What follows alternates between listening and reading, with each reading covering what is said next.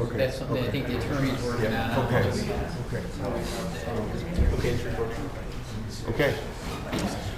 So all I'd like to call to order the Planning and Zoning and Historic Commission meeting of Thursday, February 2nd, 2023. Could we have the roll? Reyes Braher. Here. Myers is absent. Feck is absent. Kruger. Here. Stenick. Here. Scarpelli. Here. Brunner. Here. Okay, with enough of us here, we do have a quorum and we can continue. So on to the next order of business, the approval of minutes. We do not actually have that in our packet today, so we will move on past that.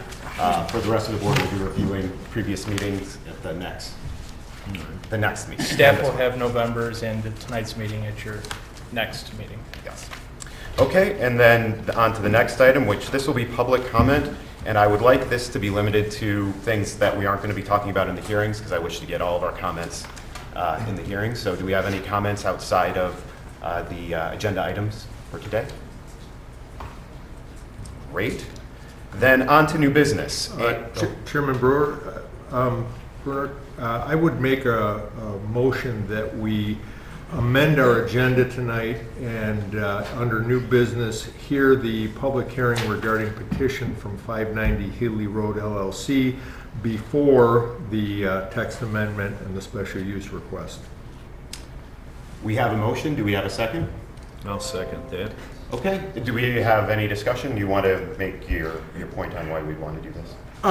Just the first two items on the agenda, I think, are going to take or could potentially take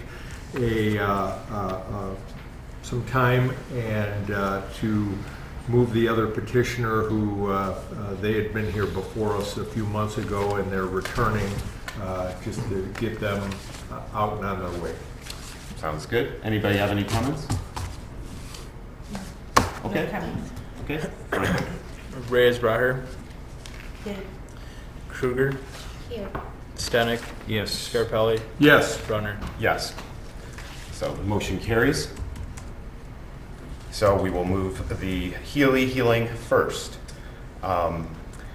So may I have a motion to open the public hearing for the property of 590 Healey, looking for the special use of CCD salvage and reprocessing of concrete and asphalt. Motion. I second it. We have a motion and we have a second. Could you take the roll? Reyes Braher. Yes. Kruger. Here. Stenick. Yes. Scarpelli. Yes. Brunner. Yes. Okay, with that, I see we have the petitioner here. If you guys have a presentation you would like to make, please come up and we can swear you in.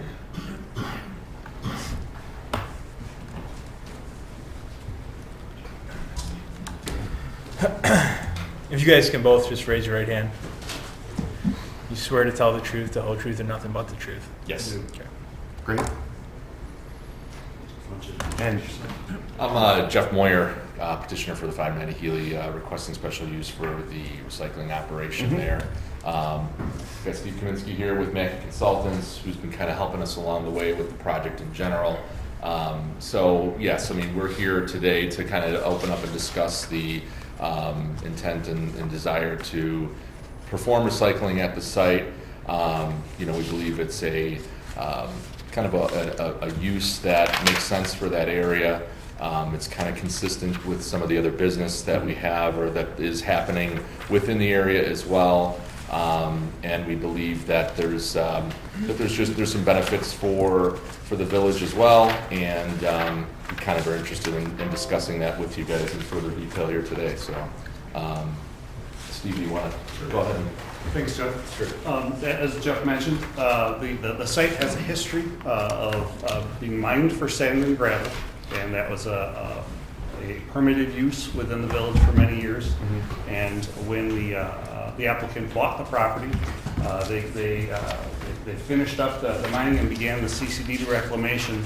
Initially, there was a little bit of, I think, confusion between the village and the applicant, where when the applicant purchased the property, there was the understanding that they could continue the operations, because that sort of processing is very similar to what had already been happening there. Is a kind of a continuation of it.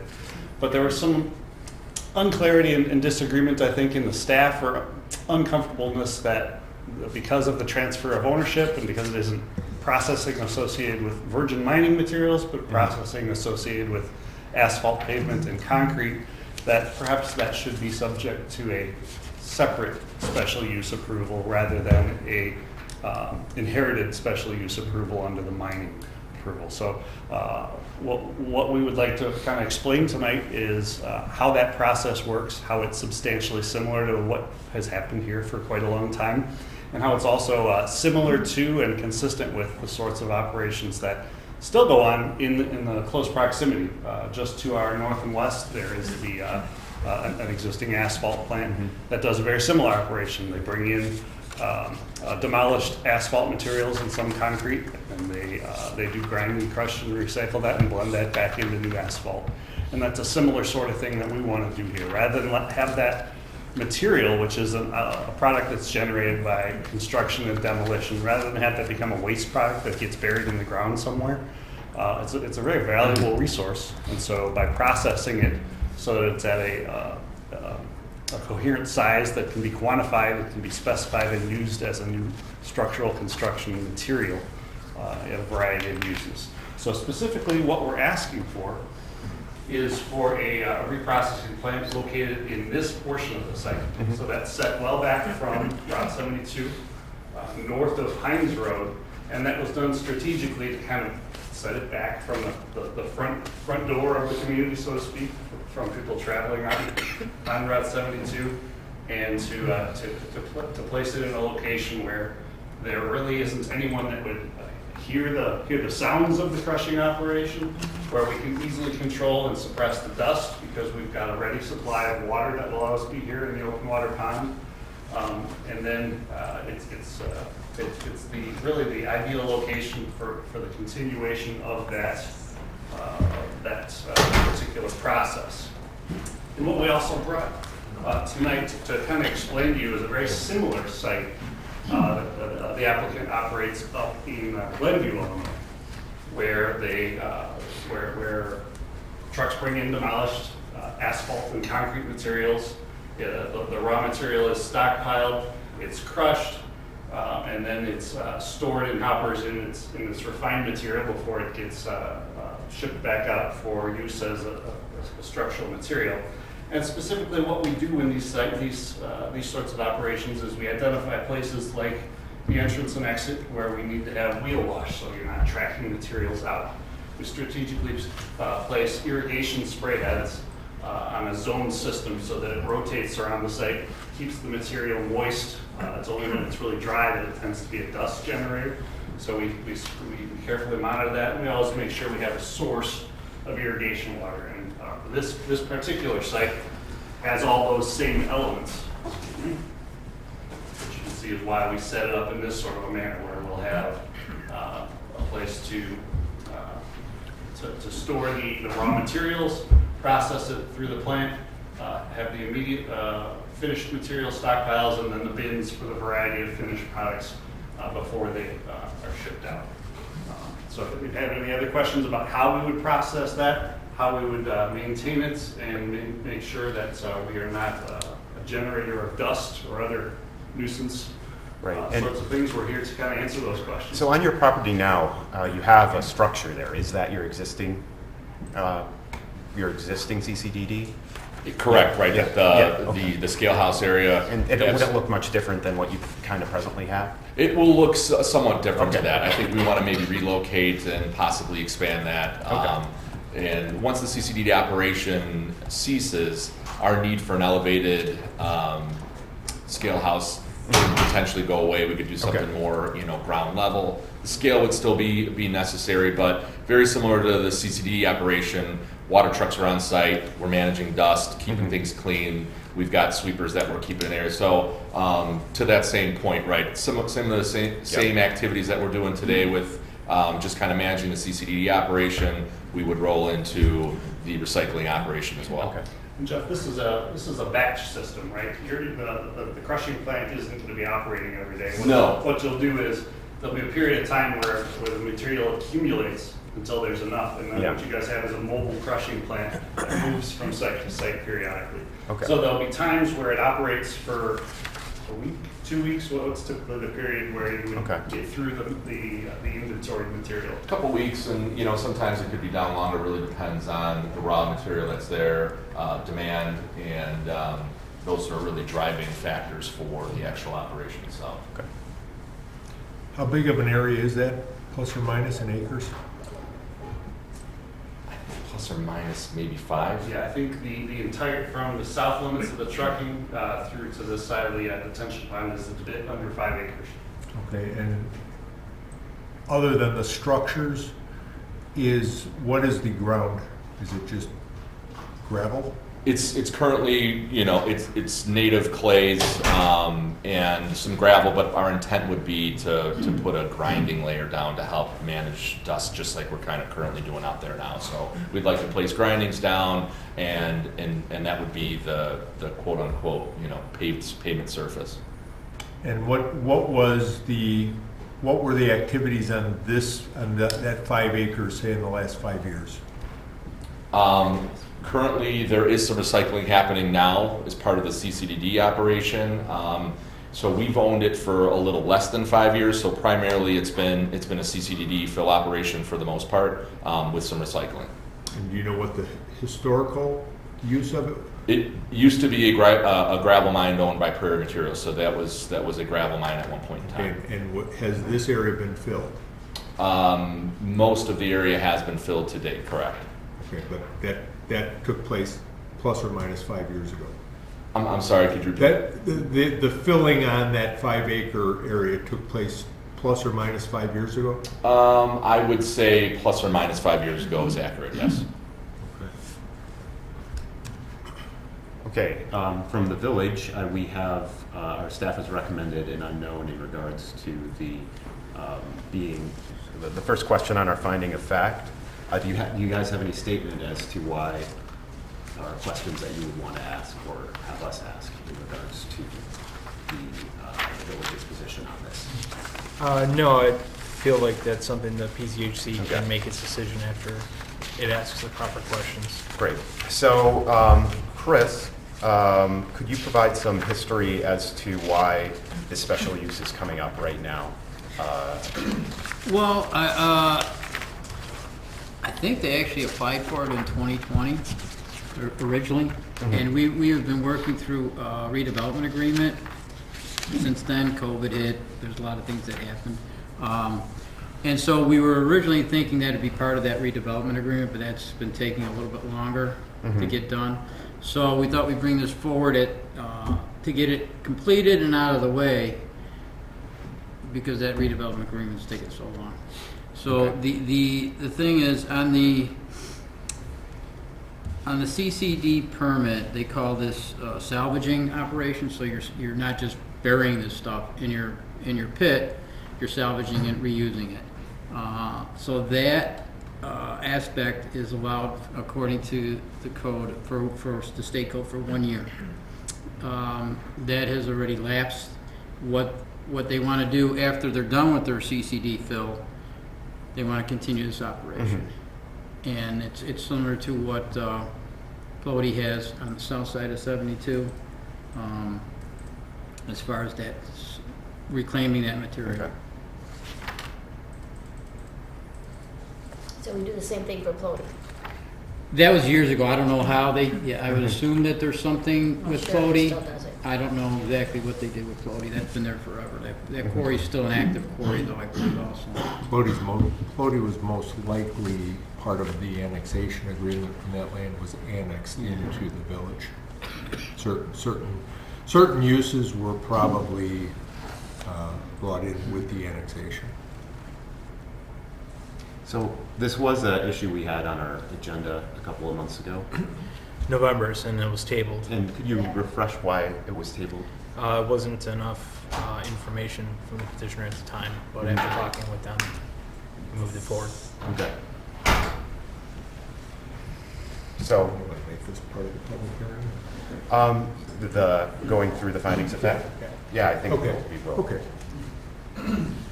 But do we have more questions that we want to ask of the of the petitioner?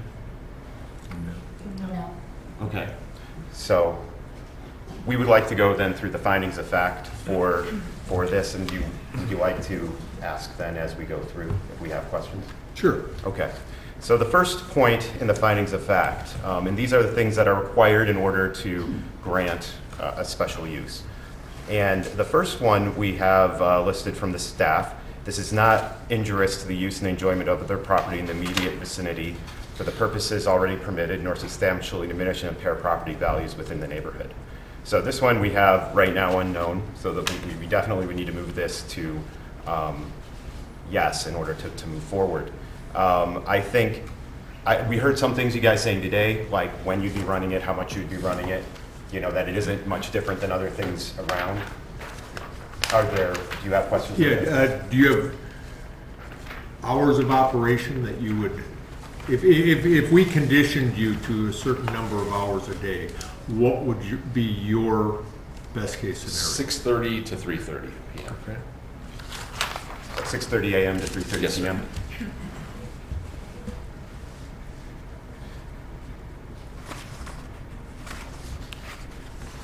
And I suppose there could be some situations where that may need to continue, but I would say latest maybe 4:30, but Yes. primarily those would be the standard hours of operation. And would you expect the volume to be different than what you've presently been doing there over the last couple of years? I do not. Yeah. And is that the? Oh, sorry, I was just going to ask if there was a lot of volume or stacking of trucks coming in and out. There really isn't. There It's isn't? we've been able to manage it actually quite well there.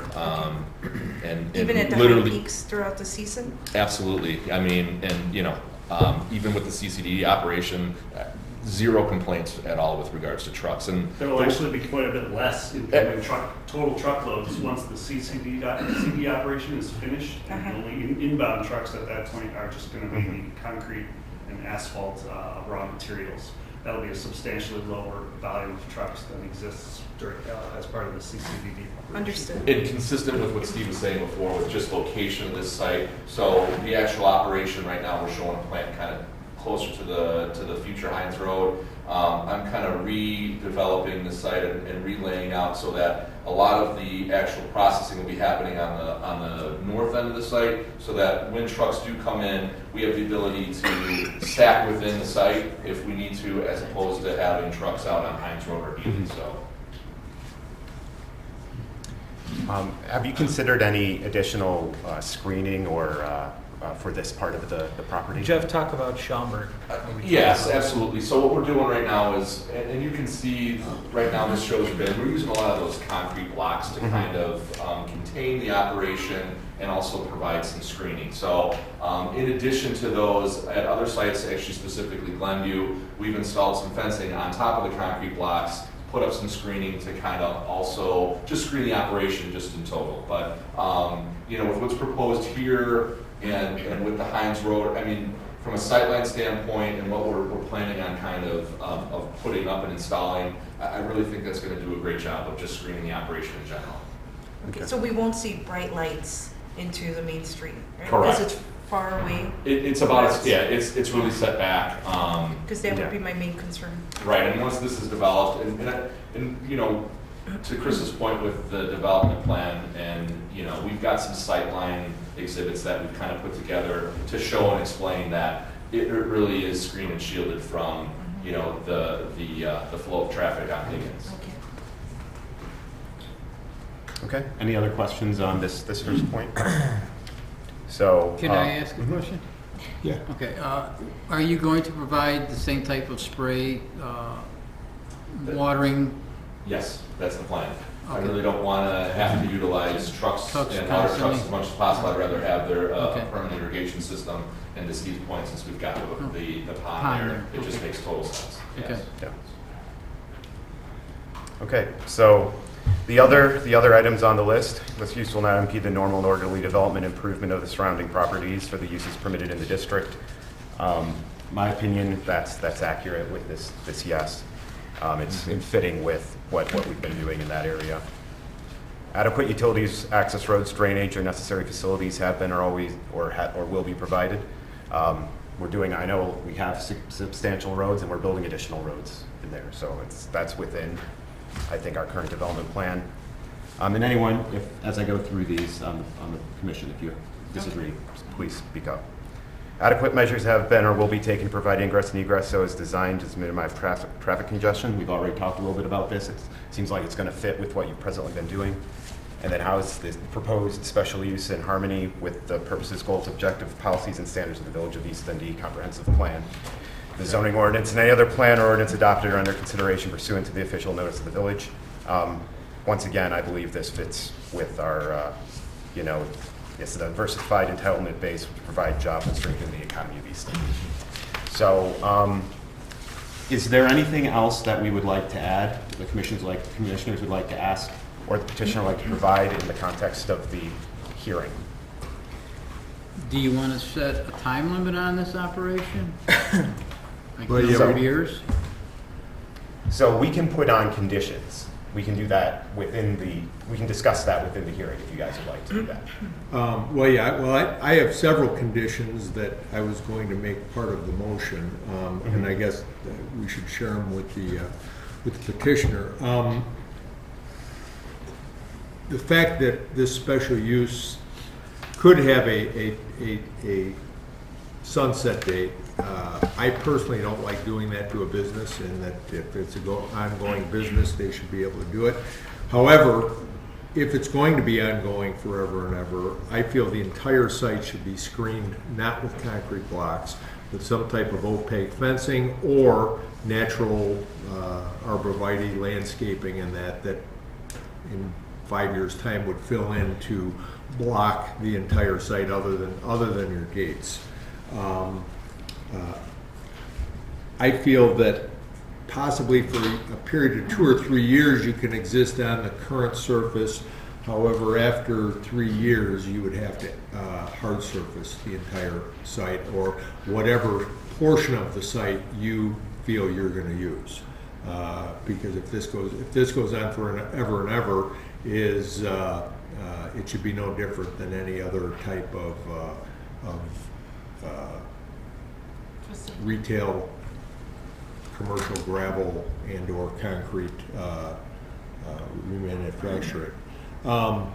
The other thing too is that right now we don't have a special use that fits this specific use. We have a kind of a general special use that fits mining operations and those types of things typically with it. So I would want to limit the special use down to just the CCCD items.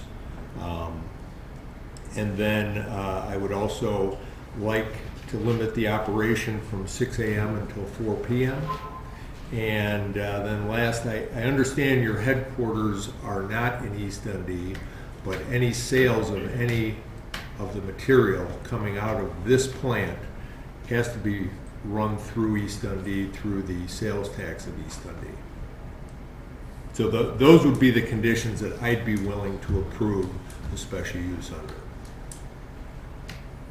If you want to address any of them. I mean, if you're fine with them, great. If there's things, if you have problems with them or issues, now's the time to. Right, well, I mean, I guess we'll talk about the headquarters location, and all the billing does happen out of Schaumburg, right? Right. And that is just kind of, from an accounting standpoint, how that gets handled and reported through the state.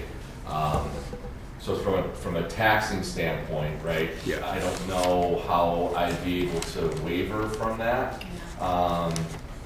Well, you apply for an East Dundee license, apply for an East Dundee permit. We should And- keep the topic to land use instead of sales tax. What's that? I think it should be kept to land use discussion for the planning and zoning instead of the sales tax. I think that. Okay. Don't they pass taxes for What's the that? property?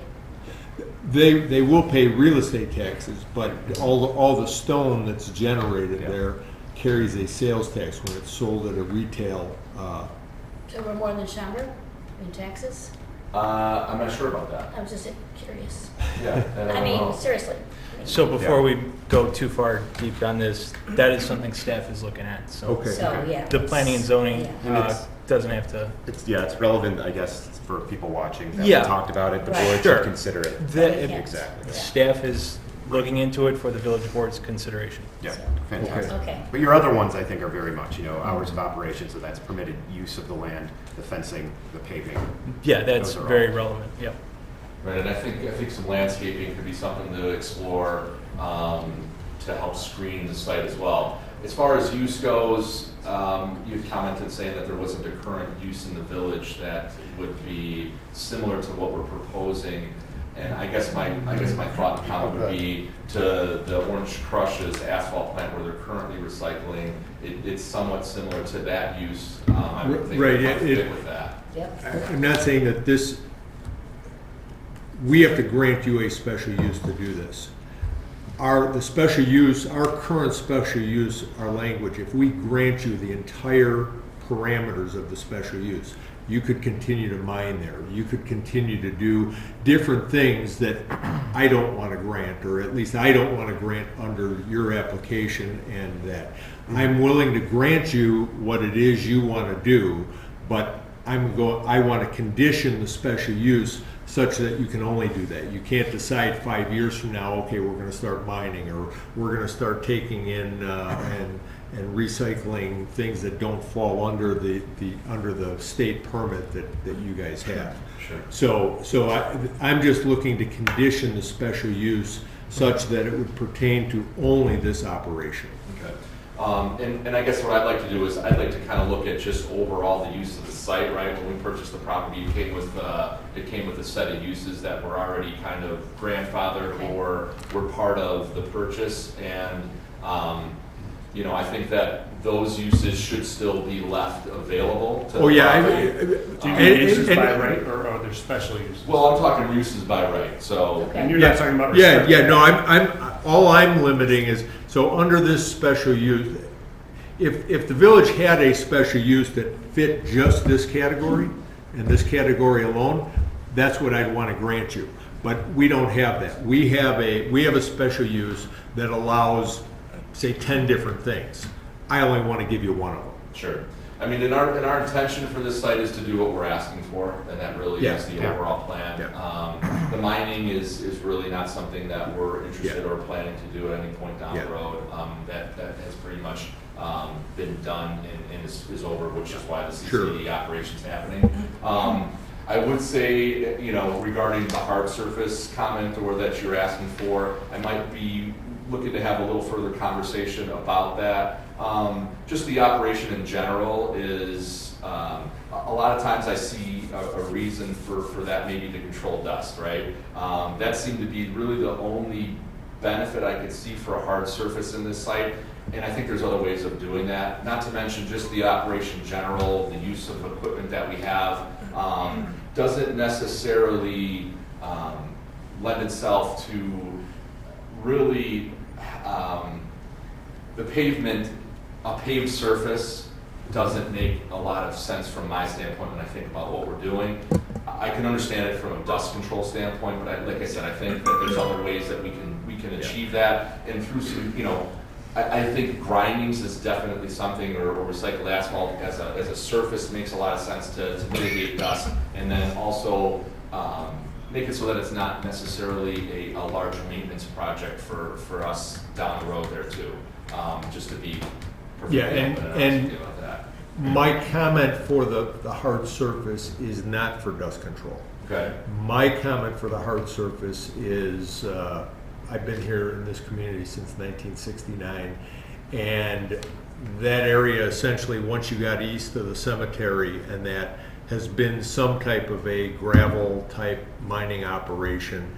And the village's comprehensive plan shows future use of homes on some of Palumbo's property and things of that nature. And my comment is more to the fact of, this is going to become to me, this is a manufacturing area, but it's not a gravel pit area. So it's something that at some point, I want to see us get out of just being operating on top of gravel and grindings and everything else. And the ship has sailed on a lot of the truck parking and that. But if I had my way, we would pave all of that, because I truly believe, I don't know this operation, but I know the truck parking operation is so lucrative that none of those property owners have, in my eyes, they'd be foolish to go and build buildings on it, because they're not going to be able to collect the amount of money from building a building and selling a building as they are from leasing truck spaces forever into eternity. Right, and you know, it's hard for me to speak Yeah, of this, right? yeah. This obviously we're fully developing, so Yeah. we're gonna have paved surfaces here to Yeah. kind of achieve what you're looking for in that goal. The unpaved surfaces to the north of Hines Road, this would be kind of consistent with that. What happens with this area down the road? It's to be known. Could we develop it at some point? It's possible. It's just unknown. How long do we want to keep managing truck drivers coming in and out of the Right. parking lot? It's really tough to say. Right. But I think having an unpaved surface just north of Hines Road is somewhat consistent with what we'll have there. And it really lends itself to be, you know, to work well with what we're doing too, and what we're Yeah. planning and proposing to do there. And that's why I would throw a period of 2 or 3 or maybe 4 years in there for you guys to determine exactly how you're going to, I mean, you may change how you want to configure it and things like that. So that's why I would put the condition in that you can exist on the gravel or the grindings or whatever for a period of time, but then at that period of time, and as you probably know, we're just a recommendation. The village board will Yeah. take this, and they may throw it all out the window and do what they want, but Totally understand. I have an idea related to what I think you're getting at, is you don't want this to in perpetuity look like an unfinished Correct. Wild West sort of Correct. area. correct. And maybe maybe the way this works is in combination with one of the earlier suggested conditions you made about landscaping and screening. Let me clarify that before I tie them together.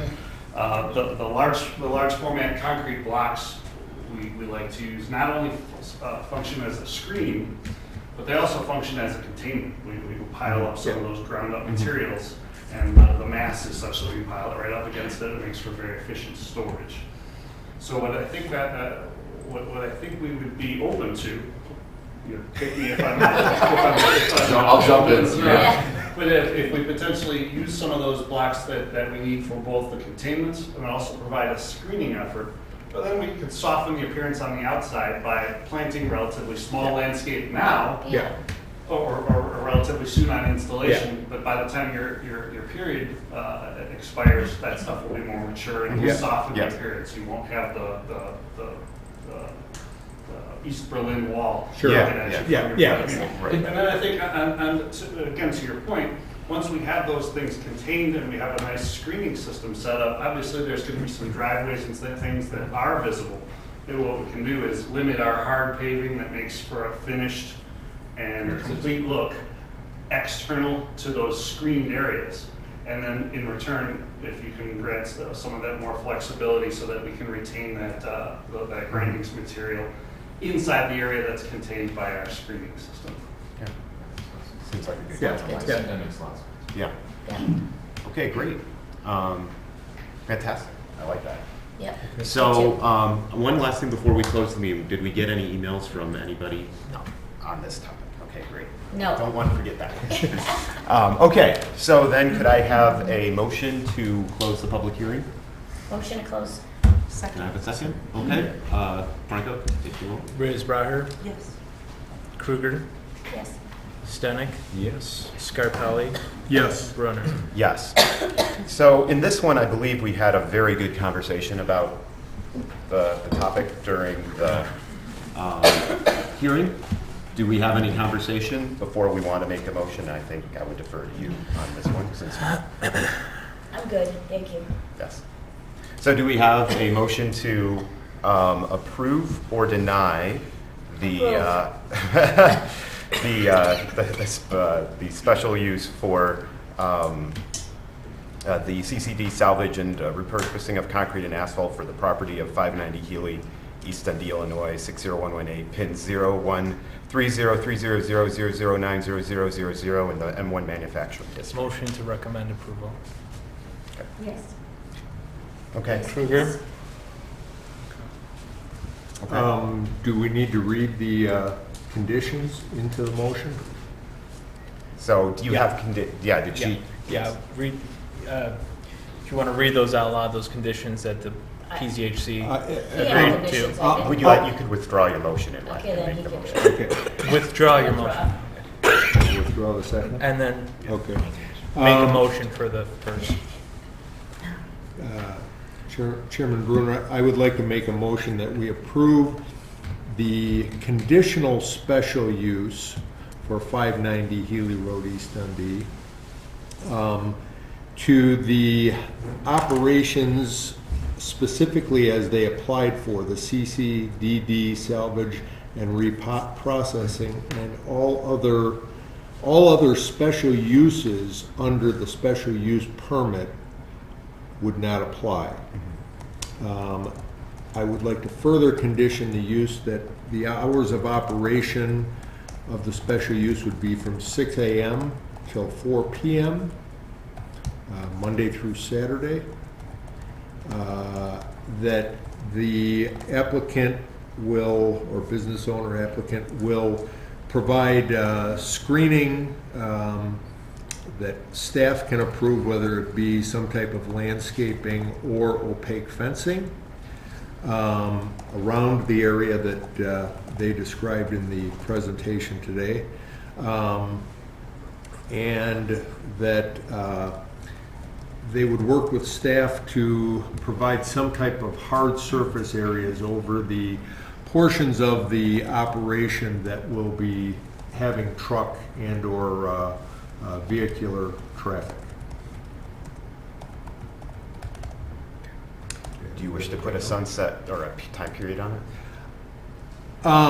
The hard surface, the hard surfaces have to be within 48 months of the start of their operation. Okay, do I have a second on this motion? I'll second that. Okay, any discussion? No? Okay, Franco called the roll. Reyes-Braher? Yes. Myers? I'm sorry. Kruger? Yes. Stanek? Yes. Scarpelli? Yes. Brunner? Yes. Thanks for your time. Thanks. Yeah, thank you. And then here, do we want to approve the findings of fact specifically? Right, yes. Okay, so I think we've already discussed it, so I don't think we need to go through the finding of Just- fact. Which one did we amend, number one? Number one, yes. So could I have a motion to approve the finding of facts with the amendment of one to switch to yes from unknown? I'd like to make a motion that we approve the findings of fact with the before said amendment to number one. I have a motion. Do I have a second? I'll second. Got a second? Reyes-Braher? Yes. Kruger? Yes. Stanek? Yes. Scarpelli? Yes. Brunner? Yes. Okay, great. Yeah. Okay, thanks everyone for waiting. So, yeah, I'll let you guys clear out.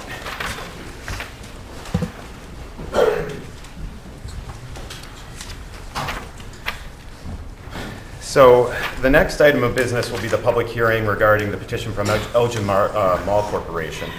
And we have two components of this. So I would like these to be discussed separately. So the first one's going to be a text amendment to our code approving the definition of a mall. And then the second one will be the granting of said amendment to this particular property. So we will have one common public hearing, but I'd like to work through these issues separately so we can keep the concerns separate. As everyone saw earlier, if you do want to speak, you come up, we'll swear you in, you'll say your name, and then we'll be able to get all of your great thoughts on our recording here. So with that being said, do I have a motion to open the public hearing regarding the two petitions from the Elgin Mall Corporation? Motion. I have a motion. Do I have a second? I'll second. Second? Franco?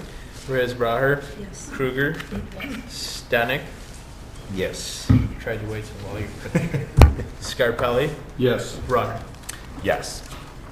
Okay, so the first issue here is brought by our village as a petitioner to the P&Z to change our village code by adding a new special use, a special use and definition. So do I have a representative from the village to describe the reasoning and purpose behind this special use and the specific definition? Staff looked at the application, and Chris and I agreed that a definition would be needed for our code. So that was the first text amendment applied for by the village to go through for the village board's consideration. And the other one was to make this a special use of an indoor mall in the B3, which would require another text amendment, and the village would be the applicant to go through the process for the village board's consideration. So why do we think we needed a special use in this case? What were the primary justifications behind that thought process? Chris, feel free to jump in if you want, but really the answer is in the definition, because we don't have this use defined as a large retail complex consisting of individual businesses, where multiple different uses under one house can be, such as a restaurant and the other tenants that they proposed, all together in one, owned by one, but having multiple individuals. And looking through our code, I would say our code kind of leads us to want to define such things, as we have a giant table of all the permitted uses, right? And Correct. this didn't fit. It didn't fit the allowable uses. Which is like, for people who don't know our code, we have a list of like 150 things. And there isn't one that it really seemed to match, Right, that's all. Right, yeah, right? it's like a lot of vendors in one row. Yeah.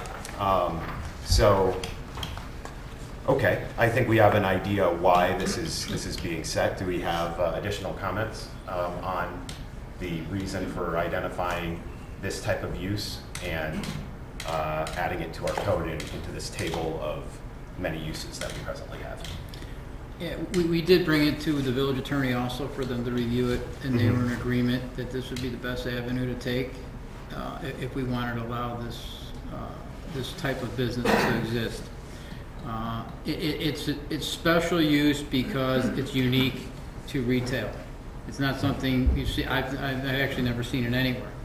And I know it's in Elgin, at the Elgin Mall, but typically I've never seen anything like this where you'd have, up to 80 businesses in one location that were small units that would share that one space. Yeah. And so the uniqueness qualifies it for a Well, special and use. clearly, right, I've visited their establishment, and, they have, what you consider typical retail. They have what you would consider perhaps, small grocery. They have restaurants, they have services, beauty services like barbers and nail salons. So it really, yes, it's a very multi-use, separate, a bunch, very much a grouping of independent businesses with different primary purposes. Services. Yes. How do you differentiate it between Spring Hill Mall and Woodfield and everywhere else? I mean, a lot of those malls have spaces that are 80, 90 square feet, and they have kiosks in the middle. And Woodfield was built in 1967, and Schaumburg has no definition of indoor mall. No village does between here and Chicago. We're going to be the first, which is fine. I don't mind being the first, but it's just odd that nobody else has the definition. The other problem I have is that we have this definition, yet some of the key words within the definition are not defined in our code. So how do you define large building? We vented this to our attorney, so they were fine with what we were doing. I don't have any other answer than that. Yeah. And that's definitely something that we can discuss today, is how we want to change or modify any of the text. I know I talked some with staff over the last week about a couple of terms to add to it to make it a little easier. I didn't address large, so that isn't one of the things, but some of the things that make it different from perhaps You know, I don't know, in our case, you know, I don't know if Schaumburg has the giant table that we have to enumerate. Far larger. Okay, Far so. Oh, it's a lot larger. Yeah. So maybe they have something that it could fit into that they felt more comfortable with. But you know, this is right now a separate type of entity than what I would consider, in general, what the primary use of the mall, a permanent mall like a Spring Hill, where they do have, you know, full. There are the kiosks, but there are also like permanent locking buildings, Yes. and you know, not just all kiosks, which is more or less what Exactly, yeah. this is. You know, the kiosks do have locking capabilities, typically like a security thing that can go around them, or they can shut up like a roll-top desk or something. But yeah, so I think in your position is this just doesn't seem to be necessary. Yeah, for the type of businesses we may want to have. without a lot more emphasis put into the definition and then defining some of the key terms within the definition in our code, I just can't support the special use as it's currently drafted. The other problem I have is that we're putting this only as a special use in the B3. There are many businesses within our village in the B1 and the B2 that have a similar type operation going on already as we exist today. And there are many businesses out there that may be willing to come in that they're going to read this and they're going to walk away. I can tell you when I went to the ICSC back in 2007 as a trustee, is one of Walmart's reasons for not staying here was they said your codes are antiquated and not current, and they just don't fit what most commercial retail wants to do today. So they just said until you change that. Well, to me, I look at this as more of a confusing, limiting thing in the future. So I'll just leave it at that because I think we're going to turn a lot of our existing businesses into legal non-conforming with no ability to conform because they're in the B1 or the B2. And right now, the way this is written is it's not even a special use in the B1 or the B2. So, right. I don't think that that this text amendment as set is saying that we're reclassifying other businesses as primary use. It is something, but you if, know, we can if consider. their definition falls under this current thing, and I realize you've talked about wanting to change the definition, so. Yeah, so for example, and I'll just read this in one of the things that I had written, that is, you know, a large retail complex, so large, we should probably try to say large, something like, you know, over 50,000 square feet. Retail complex containing a variety of individual stores and often restaurants and other individual business establishments housed in a single large building, sharing a common interior space where no other clear primary use can be assigned. So there's discretion there. I think our other ones have, you know, but the text can be reworked. The idea is we look at this business, and there isn't anything, and this is what I understand from the village, there isn't anything like this that we have that will have this type of potential load and demand on the village. You know, I expect this to be a very dense usage of this property. You know, there'll be a lot of people in there. It's going to behave different than you know, other types of use of this property. So I like that we can look at it differently because of that. So I mean, I lean more towards that it is different. I understand the fact that, you know, we want to make sure it is, and we recognize it is different than these other things. So, you know, I think whatever we do say to the board, we should say, try to be very careful on how this is set up. You know, so that we you know, we're doing what's right for our code. Now, separately, our code is complicated. Yes. And that should be another tab for another day, Yeah, I where we agree. try to simplify things. But I believe this, to me, this looks like it's in line with the way we have done things in the past, which is kind of in agreement to what you're saying, Yeah. because you're saying what we've done in the past got us to the place where we were. But, okay. do you have other comments? Well,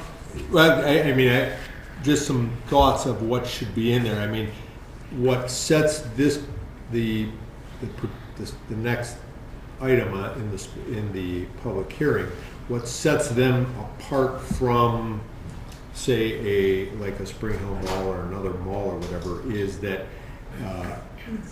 they have common ingress and egress for all the users. So if you were to put that in, although it's still not, if you take a look at the current Walmart setup today, you walk into their common doors, and along the front of their store, they've got like 5 or 6 different users that essentially somehow you've got to almost create this to not include that, or I guess if you want to make that particular business go through the same type of thing, I guess you could then try and limit it by saying that if over 35% of the space is leased to different users, or put it in subletting. But again, the crafting of the definition is going to be so precise that it's only going to describe this one and only thing.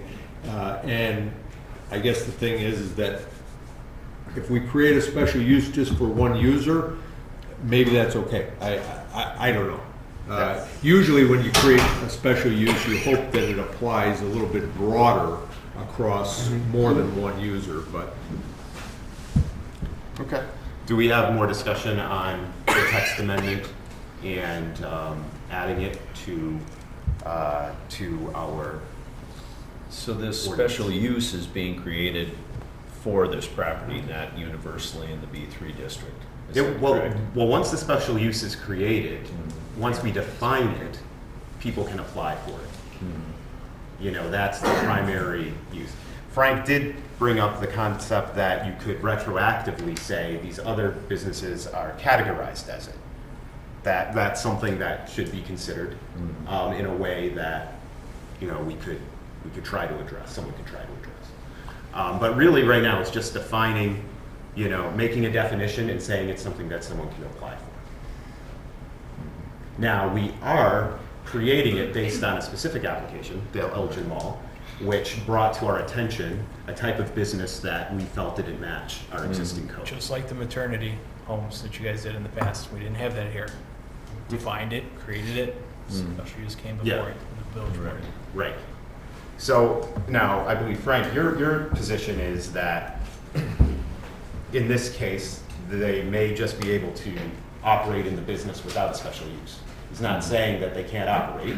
He's just saying the special use isn't even necessary for this. Because type other of use. villages don't have a specific description for a special use for this. Our village staff believes they do, and our lawyer has agreed with them.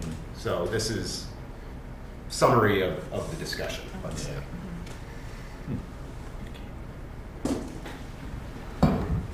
So are there any more comments? Do we have anyone from the audience who'd like to weigh in on this position? If you raise your right hand for me, you swear to tell the truth, the whole truth, and nothing but the truth? Yes, I do. Okay, if you want to state your name. Yes, my name is Dan Shapiro. I'm the attorney for the applicant here. And I'm happy to address the text amendment, and Commissioner Scarpelli brings up a good point. But what my concern is, how does this body wrap its arms around the various discussion? So I suppose one consideration could be it doesn't need a text amendment because it's a permitted use, and perhaps that's where you were going with that. If that's the case and that's your recommendation, you know, wonderful. We're still here able and willing to discuss the special use to the extent you want to hear about those things. And the other thing that maybe you would consider doing is refining the definition for a future special use, if that's the way you want to go.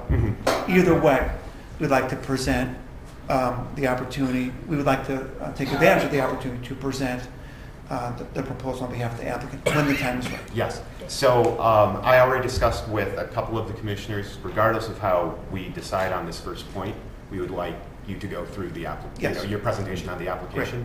Because as Commissioner Scarpelli said earlier, we're a recommending body. Right. We have people from the village board here tonight. They'll watch this recording and they will want to hear, if we don't make the special amendment or the special use text amendment, they may decide that they want it.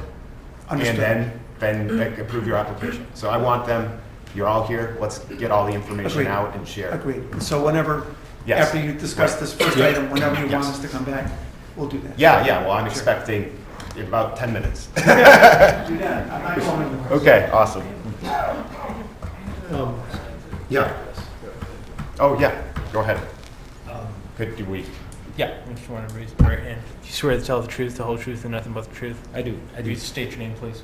Jeff Lynham, I'm village president here in East Dundee, and the question as to whether or not we should be accommodating the request for this and creating a permit to accommodate it is, in my estimation or in my opinion, putting the cart before the horse. There's nothing that compels this board or this village to allow a certain type of business or a function to come into our town. We have the question, we have the power as to whether or not we want to allow this. Frank, I know your position on the discrepancies, if you will, or the intricacies of the code as it's written and so forth, and I appreciate it. But just because something is requested doesn't necessarily mean that any village has to accommodate it. So what I would do, and this is a rhetorical question or a comment, but I would ask this board to consider whether or not this type of business is going to benefit the village. We don't have anything that specifically contains the requirements necessary to put this type of business on the ground, but that's because, given the size of our town, it's never come before us before. Now, there was an attempt at a similar type of business operation that failed. Why it failed is irrelevant, but we didn't address it then. So now we are. Well, is that because of lesson learned? Perhaps. But I would ask the board to put more emphasis on, or as much emphasis on, whether or not we even really need this type of business based on the size of our community and whether it's going to be a benefit to us. So consider that. Thank you. So I would like, yes, it's not a question for you, but, well, you can stay up as I talk about it. So I think, yes, it is in our purview to look at, what we want in general as businesses in East Dundee. So what types? No, it's not. Types? No. Like, can't we have anything? No. Okay. No. And Attorney Shapiro's getting up. Yeah. There was a case downstate back in 2004 or 5 that an adult entertainment use, and the state of Illinois, if a business is permitted in the state of Illinois, a village must provide a space for that business to operate in, and if the village does not provide the space, they can open up in any district they want. So they could move into a middle of a residential district and do this type of thing. So it's very dangerous to try and limit business. Carpentersville was sued by trying to limit, there was a Merlin's muffler up on 31, Midas wanted to open up, and the village said, no, there's too many muffler shops. They were taken to court and they lost. So it's very, very, very dangerous for us as a village to try and limit business, especially if it's a legal business authorized by the state of Illinois to operate. Well, now what I'm suggesting, though, is the notion of retail in general. I'm not suggesting that we eliminate any one particular business or any one particular merchant or operator. Yeah. What I'm saying is, and we allow. Yeah. Now, the state of Illinois suggested that, or said that we have to, any municipality would have to provide for, as your example stated, an adult entertainment type of venue, Yes. and that's fine. If you don't dictate where it has to go or limit where it can go, it could go anywhere. That's fine. What I'm talking about, though, is retail, and retail is retail here. What we don't necessarily, and we're allowing retail to come in. What we don't necessarily have to allow as a village is the type and the business model that retail is structured under. And so we have that. Nothing compels us to create a permit necessarily, or to allow a particular type of business model into the town. We're not restricting retail.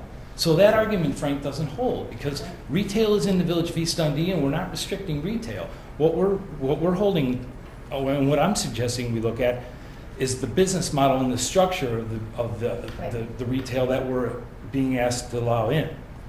So I don't think it would be, our position would be shot down. And if it was something that did have to go to court, someone else had to take a look at it, then so be it. Right. So the point being made here is this type of business operation. Right. Is it something, do we want to have, the way this is described, any type of option? You could have any type of business selling any type of thing in this model. Is that something we don't want in East Dundee? That model? Not at all. Yes. Would you mind? Yeah. I met the mayor 2 minutes ago, and I'm sure he's a very nice man and a capable mayor. But what he's doing tonight is wholly improper. And from my unique perspective, I think I can speak to this. You can't have the head of an elected body come before a hearing body and weigh in before you've even taken any testimony, before he and his board will hear it to influence this board. That's improper. And I want to make that known for the record, for anyone who's seeing this or hearing this. I'm speaking as a resident, sir. You're speaking, you're here as the mayor, you introduced yourself as the mayor. And that's not right. And I would ask that that not be permitted, and I would ask that you not consider that testimony, because that violates the essential process, due process, that this commission very well knows. Thank you. Okay. Stick to the order, which was the text amendment definition, Yes. and then the allowable use in the zone B3. If you want to expand it, you can. If you want to amend the proposed Yes. language, you I can. have some questions for Chris, if I may. Yeah. So Chris, the, knowing the next public hearing that we're having and the type of use and staff sent us their current location and to go and view the current makeup that they have in the current location. I mean, things that I think, if a special use were created that could be done, is right now if we have one business that has its own independent address, whether it be a street address or however it's legally defined by the village, not so much by a tax identification number, because you can have many different stores within one tax identification number, but through its legal postal address, which I believe those are assigned by the village,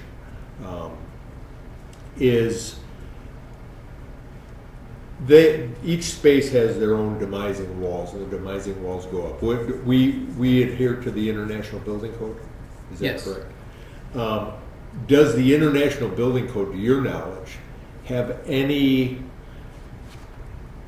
rules or regulations on the division of the spaces in this type of use? The only thing that it would pertain to it would be the occupancy loads, the size of the aisles, the construction of the materials. You're also going to look at the sprinkler systems, the alarm systems, the actual aspects of the build-out of the structure. Okay, and I guess, is there anything in your thinking of when they build out their various units and spaces, is there anything that you think that we would like to see as a village happen within there that is not covered in the code that we could put as a condition of a special use? Yeah, we had discussed somehow securing each unit instead of having them like a complete open booth. That's a possibility. If they're gonna have signage, they should have similar signage and not a chaotic system on that. And when you say, is this gonna be signage interior, inside the I would, four I would walls, think it or- would be on the, it could be on the outside of each store if they chose to. They could have placards, they could have signage inside. Aren't they like- We don't, in our sign code, we can't regulate specifically signage that can't be seen from outside the store.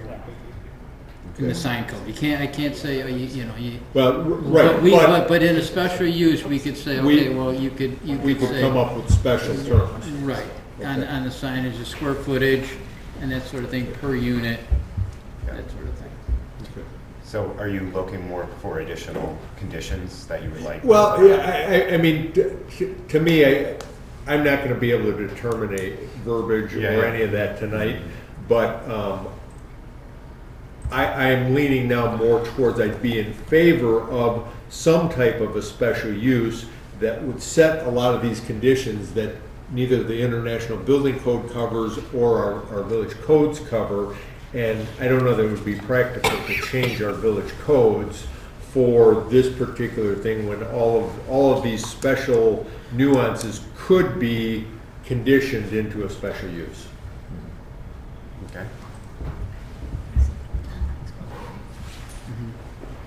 I have a question. Yes. Who's paying for the renovation in the building? Well, when they talk about the special use, their application, we can talk about. That's my that. bottom line. Yeah.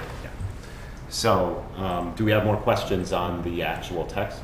I just think we may be putting the cart before the Yeah. horse by creating a Exactly. special use ahead of time. We don't know We the should hear details. their presentation, and Okay. then, depending on their presentation, make a decision Okay, on how to craft the Okay. special I use. agree. Okay, that works for I me. think that You would know, we probably can, work best. we Yeah. can close our discussion right now of the first one and move on to the second one. All right. And then we can revisit Yeah, I as think- as I appropriate. agree. Okay, does that work for everyone? Okay, great. So, sorry about the delay there, but now we're ready for your Interesting presentation. discussion. Yes. Interesting discussion. Once again, my name is Dan Shapiro, so Mhm. I'm now going to talk about part two Yes. of your Okay. agenda on this. I'm here on behalf of the applicant, and in particular Rosa and Zeke Leal, who are here with me. They're going to be the operators of the mall, so when there are questions about operation, I probably will turn to them.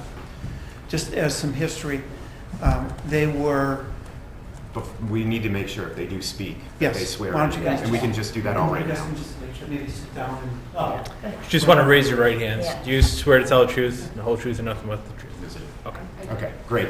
Thank you. So they were tenants at the Elgin Mall for 20 years, took it over about 6 months ago. So there's some real good history and knowledge that they bring Mhm. towards this mall. And you may know the Elgin Mall, very successful. Their desire is to bring that same level of success here. Now, the mall that we're talking about is about 95,000 square feet, plus or minus. Mhm. They would be taking 63,000 square feet of that mall. So as I understand, the mall, this space has been vacant for at least 10 years, and perhaps the Yeah. larger mall as well. So this opportunity for, we'll call it, just for, I know there's no definition, but we'll call it Right. indoor mall for now, Right. really could provide a welcome shot in the arm towards renovating a mall that's been dark for so many years. With putting 2/3 of the empty mall to use and turning on the lights, you're going to create more energy there, just because. You've seen it before, I've seen it in my community. When you put an anchor user in a mall, that brings more tenants. And that brings life back to a mall that's been really kind of struggling for so many years. I think you asked the question, who's going to put money into it? Yeah, who's gonna take care of all that Yeah. inside and, yeah. Yeah, so the build-out, which would be by the landlord who's represented in ownership, if this were approved, would be $4 million of build-out for the entire mall. A huge facelift for the entire mall. And I hope that answers your question. Now, as to the Yeah. interior, the tenant would be responsible for the interior and maintaining it, and et cetera. Right. The mall You may say, well, what sort of activity would this bring? It is estimated, based upon their 20 years in Elgin, estimated that it will bring about, let me get my, thank you, $12,600,000 in annual sales. That's not only a significant boost to the mall, but to this community. And that really brings more folks, more energy, as I said before. The proposed hours of operation would be only 4 days of the week. So Thursdays from 10 to 7, Fridays from 10 to 8, Saturday from 10 to 8, and Sunday from 10 to 6:30. In addition, there will be, and I think this has come up in prior discussions, there will be adequate security. So what do I mean by that? There will be 24 cameras, a total of 24 cameras, both interior and exterior. There will be motion detectors, an alarm system, 4 security guards on the inside, as well as the mall itself will have, those roving security patrol cars for the mall. So that will respond and address security. I think perhaps that was brought up earlier. I don't remember. The number of vendors, and I think the staff report indicated 80, but the number of vendors that are in Elgin Mall now are 87. So it would be most desirable to be able to bring at least those 87 vendors here. Mm-hmm. They have a loyal following of not only vendors, but customers. And so that would be something that I'll ask for at least 87, if not 90, your consideration. There was some discussion in the staff report about parking. So let's remember now that the mall is vacant. Mm-hmm. All right, so I was over there, just a couple minutes before this meeting. So with this, this will be the only user for a while until there's other folks that will come in. So I don't think I'm going out on a limb to say there will be adequate parking, because the mall is right now 97, 95% vacant. Mm-hmm. Yeah. And this would take up about 66% of the mall. So you still would have approximately, in terms of square footage, 2/3 of the mall left. Mm-hmm. But the parking wouldn't be more than, I don't know, how do I phrase that? To the extent there would be other users, they wouldn't be pinched. Mm-hmm. Why do I say that? Because from prior experience at the Elgin Mall, they took some very informal traffic counts. And at peak time there were 190 cars. That's roughly half the parking spaces. So if you're having 2/3 of the space with half the parking spaces, I guess you get it. There's adequate parking to fulfill the needs. There was some discussion about securing the front. According to, I think, Christine and I were talking about securing the front of the booths somehow in a comment or two ago. I'd like to show you what typically the booths look like. This may be part of your packet, part of the application, and I'm happy to give this to you, and then you can just pass through. Typically, that's what the booths look like. So this is this like new build out of booths? This is, Yeah. I mean, I went to the place, Yeah. because it's not what they look like at the present No. Elgin Mall. No. Sorry. Yes. Sorry. But this is the proposal of what you would do. Yes. That's correct. Yes. So to clarify, that's what we would propose. There was, I believe, a prior discussion in which there was a request to put a window or glass door on each one of those, mm-hmm. which is a nice idea, but it costs $1.5 million to do that. That's extraordinarily expensive. So we're happy to try to work with staff, not only in signage, and I totally agree with you, signage as a condition, absolutely, but work with staff in a way that could satisfy staff's concern, but not put now $5.5 million into the project. It just becomes too extraordinary that way. There was also some discussion in the staff report about restaurants. Okay, so these aren't like sit-down restaurants. Many of you may be familiar. There are, like maybe you go to an oasis, Right. you know, and it's kind of like a stand, an Yeah. Aunt Annie's or a pretzel place or whatever, and you serve fast food, grab and go, and then you sit down where you sit down. It's not formal dining, it's kind of grab and go, walk around and go to the next group. So the total number of square footage of restaurants among the 63,000 square feet is about 2,500. So it's a very small amount compared to the total square footage. We think that given what the application submitted, as well as some of the comments I'm making tonight, that the special use criteria are satisfied based upon the findings of fact, which were pretty positive by staff. We agree with those. And we think that this would be a wonderful, wonderful asset to this community, especially to the mall, which has been struggling for so many years. I don't have anything more to say. Do you guys want to add anything? Yes, so in regards to the malls, I've also taken some time to go visit many of the malls, Stratford Square, Spring Hill Mall, and those are dying down, okay? Businesses are leaving. So something that people look to go to is the smaller scale indoor malls, kind of like what we have. I know some are not familiar, but there are other ones that exist, not just in Illinois, but in other parts of the United States, and they have become more common.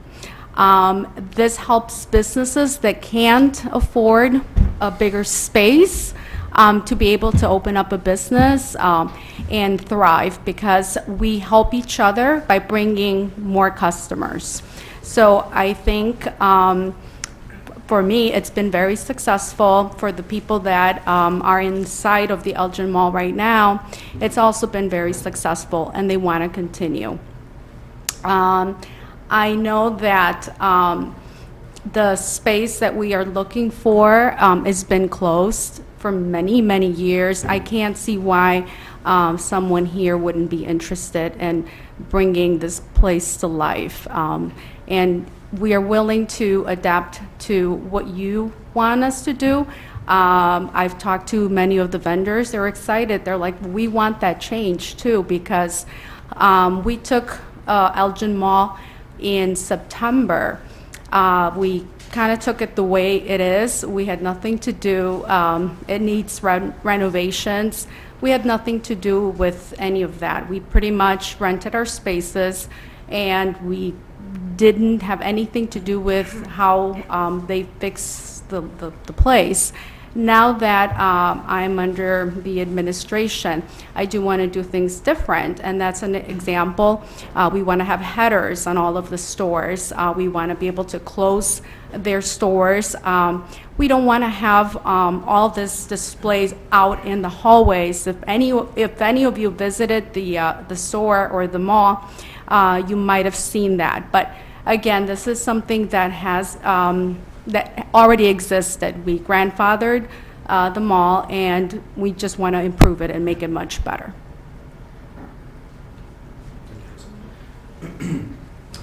Also, I think this is a great opportunity for the businesses that are already in the mall. I know there's plenty of vacant spaces in the center here. Myself included, I want to have a space within the mall, and also a space outside the mall. So just like me, there's a lot of other vendors that want to expand.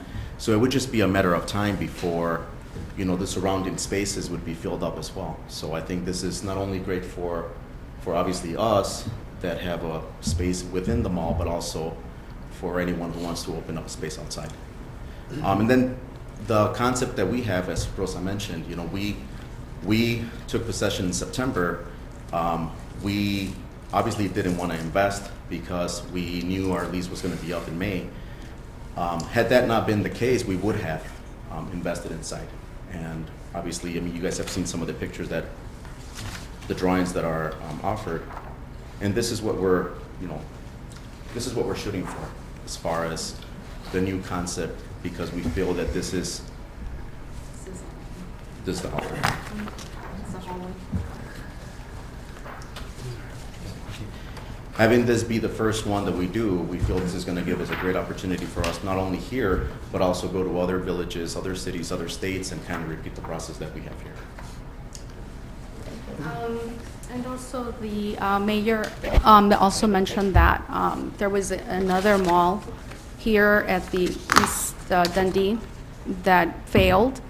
The businesses that are coming to East Dundee, they're established businesses, some 20 years plus. Everybody has already had a lot of experience. So these are not brand-new businesses. These are already established businesses.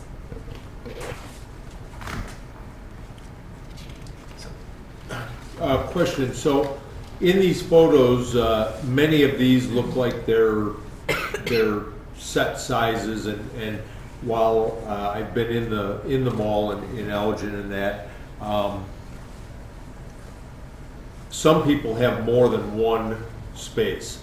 So and I don't see any of the photos that show a larger space, would they be limited to their opening, or if they're 4 spaces wide, they could potentially would they just have 4 of these things, and then once you got through the opening, it would mushroom open into their entire space? If you understand that.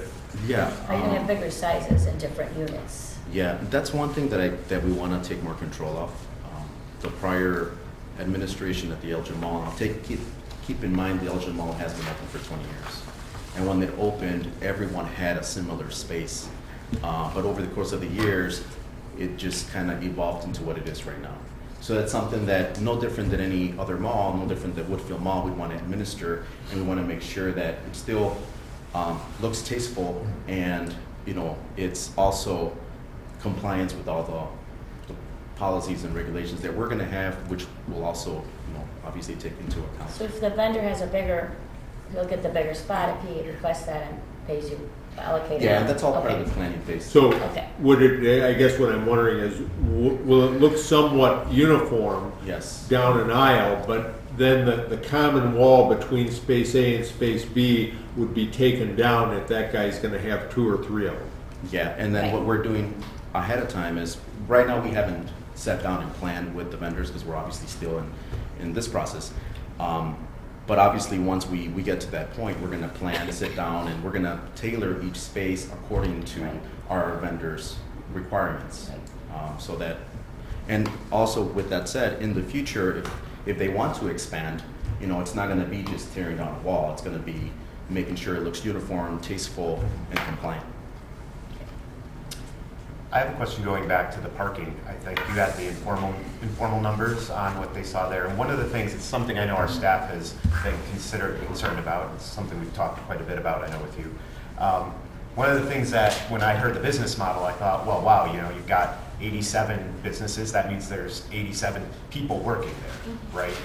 Do we feel that and it sounded like you didn't have enough cars for the 87 people to be working there. So I was wondering, do people take other means of transportation to get They here? do, absolutely. Yeah. They do bus, some get dropped off.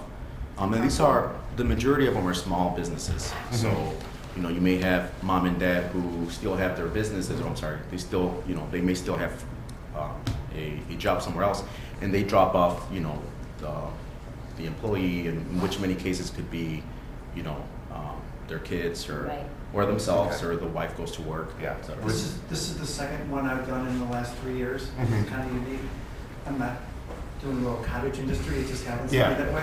And what I found, at least in the first one, is the vendors become very close. Okay. And they often carpool. Okay. And they often go and come together just because, they're in close proximity and they build Right. relationships, and that's just how it goes. Yeah. I also want to say, ironically, when I mentioned that the space has been vacant for 10 or 12 years. So I understand it before that time, or up until 10 or 12 years ago, it was an indoor mall. That's what I understand it to be. Dominic's And is indoor mall? I do not For a believe period that of time. required back then, I didn't know especially that. was, but here we are, how ironic. So it's just kind of one of those interesting circumstances. And I did take the task of asking all the vendors how many people actually drive or carpool. And out of the 8730 of them actually carpool or get dropped off. We also have students that get dropped off by their parents. So a lot of people drive from Chicago, it's far, and they just get together and drive in one car. Okay. Yeah. Just to use us as an example, my daughter's 17 and I drop her off on the weekends. She takes care of my space. Yeah. So on average, how many employees are working at each of your shops at One to two. 1 to 2. Okay. Do you guys have a bus service that's by your business right now? We do. Yes. And I think we do as well, right? There's a stop like right. Right down by that area? Yeah, I think so. Does anyone in the village know that? I'm unsure. Yeah. No, I'm good. Yeah, so we have one that drops off right in front of the building at the Elgin Mall. Yeah. So, Are there, like, I know Spring Hill Mall and a lot of the malls, they mandate that every store be open during the open hours. Do you have anything like that, or would it ever, other than a death in the family or whatever, is every store typically open Yes, sir. for business when the mall's open? We have a small percentage of vendors that only open Saturday and Sunday. We have been taking like attendance 2 times in the day because what I want to do is if they are not going to be there like on a daily basis, well, the days that we're open is kind of like put them in the back aisle. So that way, when people come in, all the people that are opening on a regular basis, we know their stores are going to be open. And we were thinking even somehow like, closing it up or something for the people that are not opening daily. I have a question I want to make sure you listen to when I say, since we've talked about, loading berths and whatnot in the past. I am a bit interested in a business like this, in the smaller units with maybe smaller inventory than a larger store, of course. How do you guys manage the inventory receiving and the stocking of your store? Does that come through the front door? Do you guys run it through the loading berths? Currently, it comes through the front door, and we have good relationships with FedEx and UPS. They're all well known. They come in, the people know them, and so everything currently is done through the front door. Although the mall does have a side door, I think it's just preference, to be honest. Okay. And is that loading done typically during business hours or done It's outside typically of your core hours? Yeah, it's typically done during business hours, Thursdays, Fridays, mornings.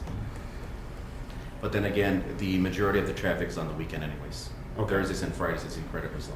And also, we've enforced employees to park in a certain section of the building and of the lot. And now I see that a lot more people are using the side door versus the front door because it's just more convenient. This is where they park, they unload on the side door. The FedEx and UPS, they come through the front door. Yeah. There isn't anything in our building code that has any issue with all their inventory coming through the front door? No. Right, okay. Just as long as they have loading berths in the back? Or do they? I mean, the loading berth in the back, if it was one store, like a Dominic that gets large shipments of quantity, that's primarily what it would be used for. Yeah. But for this type of situation, they're going to be getting smaller packages. Yeah, it's and just, smaller we just did the thing inventory. out in the Rock Road development where we made them have 2 in a tiny building. Well, we gave them a variance. Yeah, we gave them a variance, but it was 2 loading berths in the back of the building, twice as big as this room. So. Well, it was, I think our code says once you exceed 12,000 square feet, then you need a second loading berth. Yeah. And they were just slightly, they were 13,400 or something, so, but we gave them the variance. Yeah. I don't know what the village board did, but. Yeah, they did. Okay. And I have a question. In terms of like garbage and trash, how often is that picked up? Is it on the days of operation, or is it like twice during that days of operation? Pick up every Wednesday, and that's every other Wednesday. So it's Oh, on Wednesday. So what when happens, because it's open Thursday through Sunday? That's it. So then the garbage like for the restaurant, the garbage stays until Wednesday? Yes, we have a compactor. You do? Yeah, so it's every other, and that's what we found that is what we've needed. I don't know. Not like Monday or? Yeah, it's Wednesdays. I'm sure that can be changed. That's just the way that it was already scheduled. Yeah. Because I would imagine all the vendors have a lot of boxes, just. So we have a baler that we recycle all the cardboard. We keep those separate. Thank you. There's two different pictures here. One is like of an open joisted ceiling. The other is looks like a drop ceiling. This looks like a photo. The other one looks like a rendering that was printed up. Are you going to maintain an open joisted ceiling like this, or are you going to put a drop ceiling in throughout the entire? Right now, it's an open ceiling. There's only certain areas that have the drop ceiling, and that's like the perimeter of the building. And do you intend to leave that drop where it is, and those spaces would have drops, and the rest would have open? Yes, we intend to leave it because the sprinkler heads are already there, so we don't want to disturb any of that.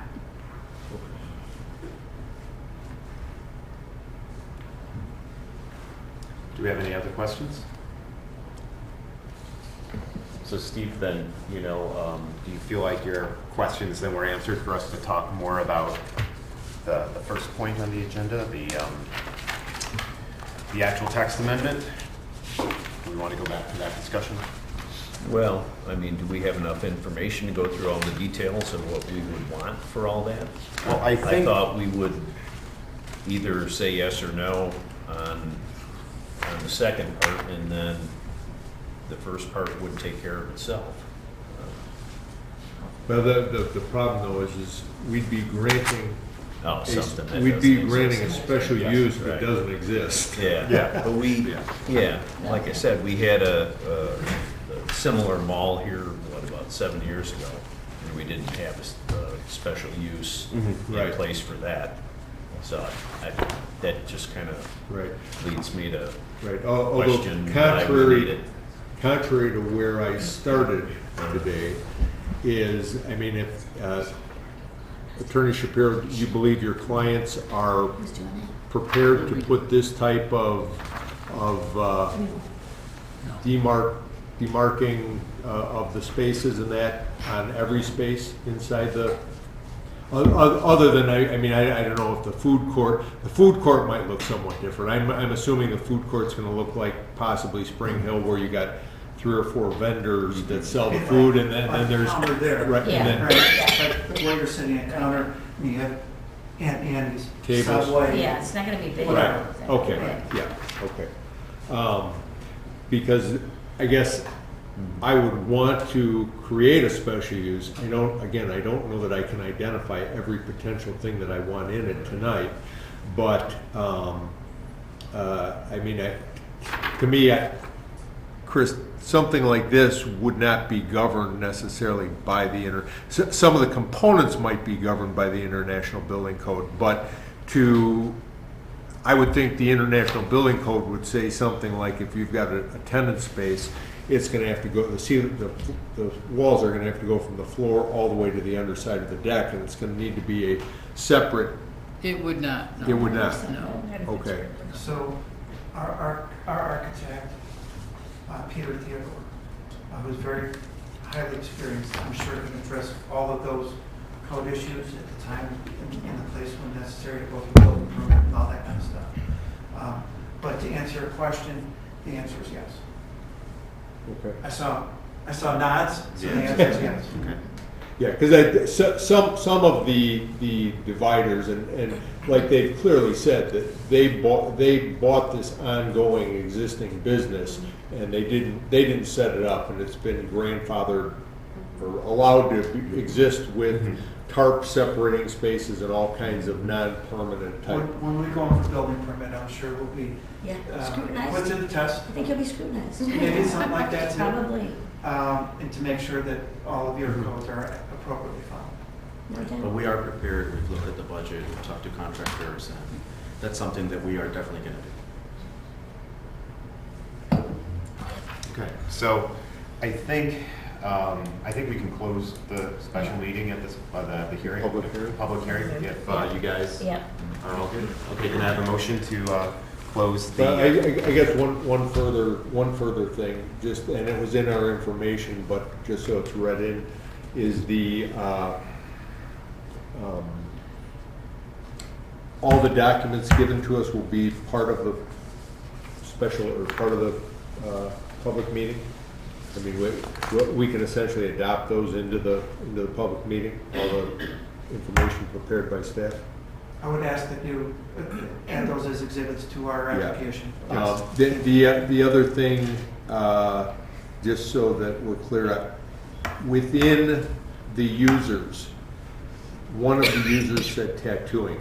That particular user is going to need a special permit just to do that.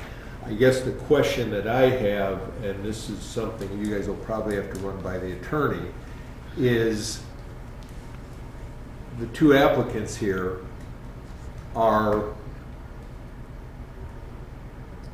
I don't know that we can get a special, I don't know that we can give a special use permit to essentially their subtenant. I don't know that their subtenant's gonna have a lease with them, but I don't know that we can grant, we may have to grant the special use for tattooing to the these- individual. Yes. To these individuals. No, we've already had this conversation. You have, okay, okay, All the businesses will have to have a business license. okay, And if the business license requires a special use, then they have to go through that process. okay. So all the businesses, if I'm not mistaken, per your discussion, Correct. will be required to get a business license. Okay, okay, Right. and you're aware that to tell their tenant that we now don't give the special use to the land, we give it to the individual? So it runs to the individual, meaning that if he wants to sell that business or hand it to somebody else, whoever that somebody else They is, gotta come back. they have Yes, to come yeah. back. Yeah. Yes. Okay. And I'm gonna let you talk, I'm sorry. Sure. Maybe one of the things, Commissioner, that you were trying to articulate, if I could just help for a moment, is to the extent that you were to give favorable recommendation for the special use, maybe defer to staff to craft the text amendment Yeah. that would then go with your recommendation to the village board. I think crafting that now might be a bit of a challenge because Yes. it takes some thought, Right. but maybe that's one way of going about it. Just a thought. Okay. Thank you. So, may I have a motion to close the public hearing? I'll make a motion that we Second. close the public hearing. I second We it. have a motion and a second? Yes, me. Got it. Yes, me. Let's go. Reyes, Bar. Is this where I abstain or not? Let's see. Yes, I abstain. Okay. Yes. Maybe a conflict, so she's abstaining. Okay. Kruger, Yes. Stenick, Yes. Scarpelli, Yes. Brunner. Yes. Okay, so now we can talk about the approval of both. So the text amendment, there isn't anything special for us to talk about other than, or go through, just the, do we have any, between us now, any comments? I think what was brought by the attorney is what I was going to suggest, Yes. which is we adopt it like in principle and then give staff some time to add some more conditions around The detail. the build out, requirements that we may want to have. And I think that the definition has to be worked on so that it does not put any of our existing businesses in town into a legal non-conforming state and correctly identifies this to as much as possible. Yeah. That's a very, it's something that we could bring to the lawyer to make sure. Okay. Cool. So are we ready to vote on the text amendment? Could I have a motion to approve or deny the text amendment to add the special use to add a rural definition for indoor mall to the section 157.050F1C1 retail uses, and to add indoor mall as a special use in the B3 business district. I'll make that motion conditioned upon proper definitions and/or defining the defining the use such that it does not jeopardize any of the village's existing businesses. Yes. We have a motion. Do we have a second? And that's a motion to approve, right? Yeah. Do we have a second?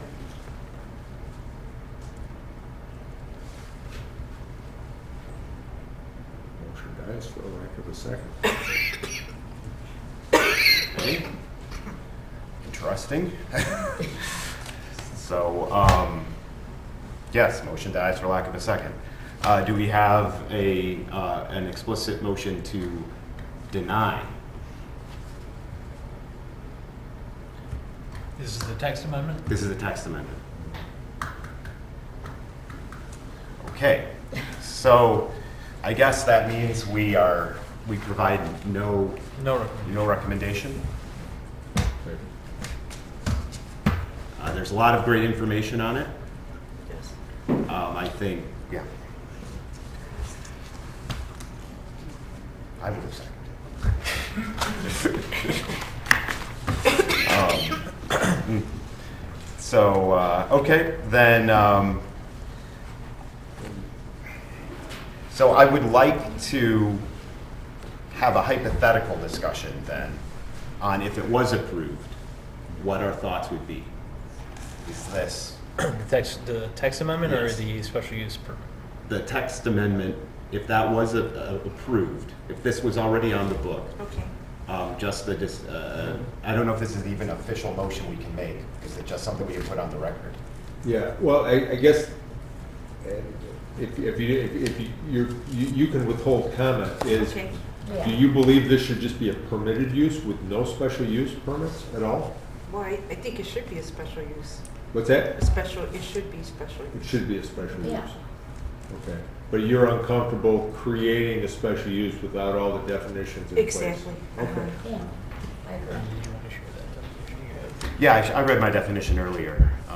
So, Can you reread it again? yes, the special use being a large retail complex containing a variety of individual stores and often restaurants and other individual business establishments housed in a single large building sharing a common interior space where no clear primary use can be assigned. All permitted uses in the business B3 shall be permitted in an indoor mall. So that's the definition. That's the definition. Yes, that's one that I had ahead of time. Okay, I remember that. Yeah.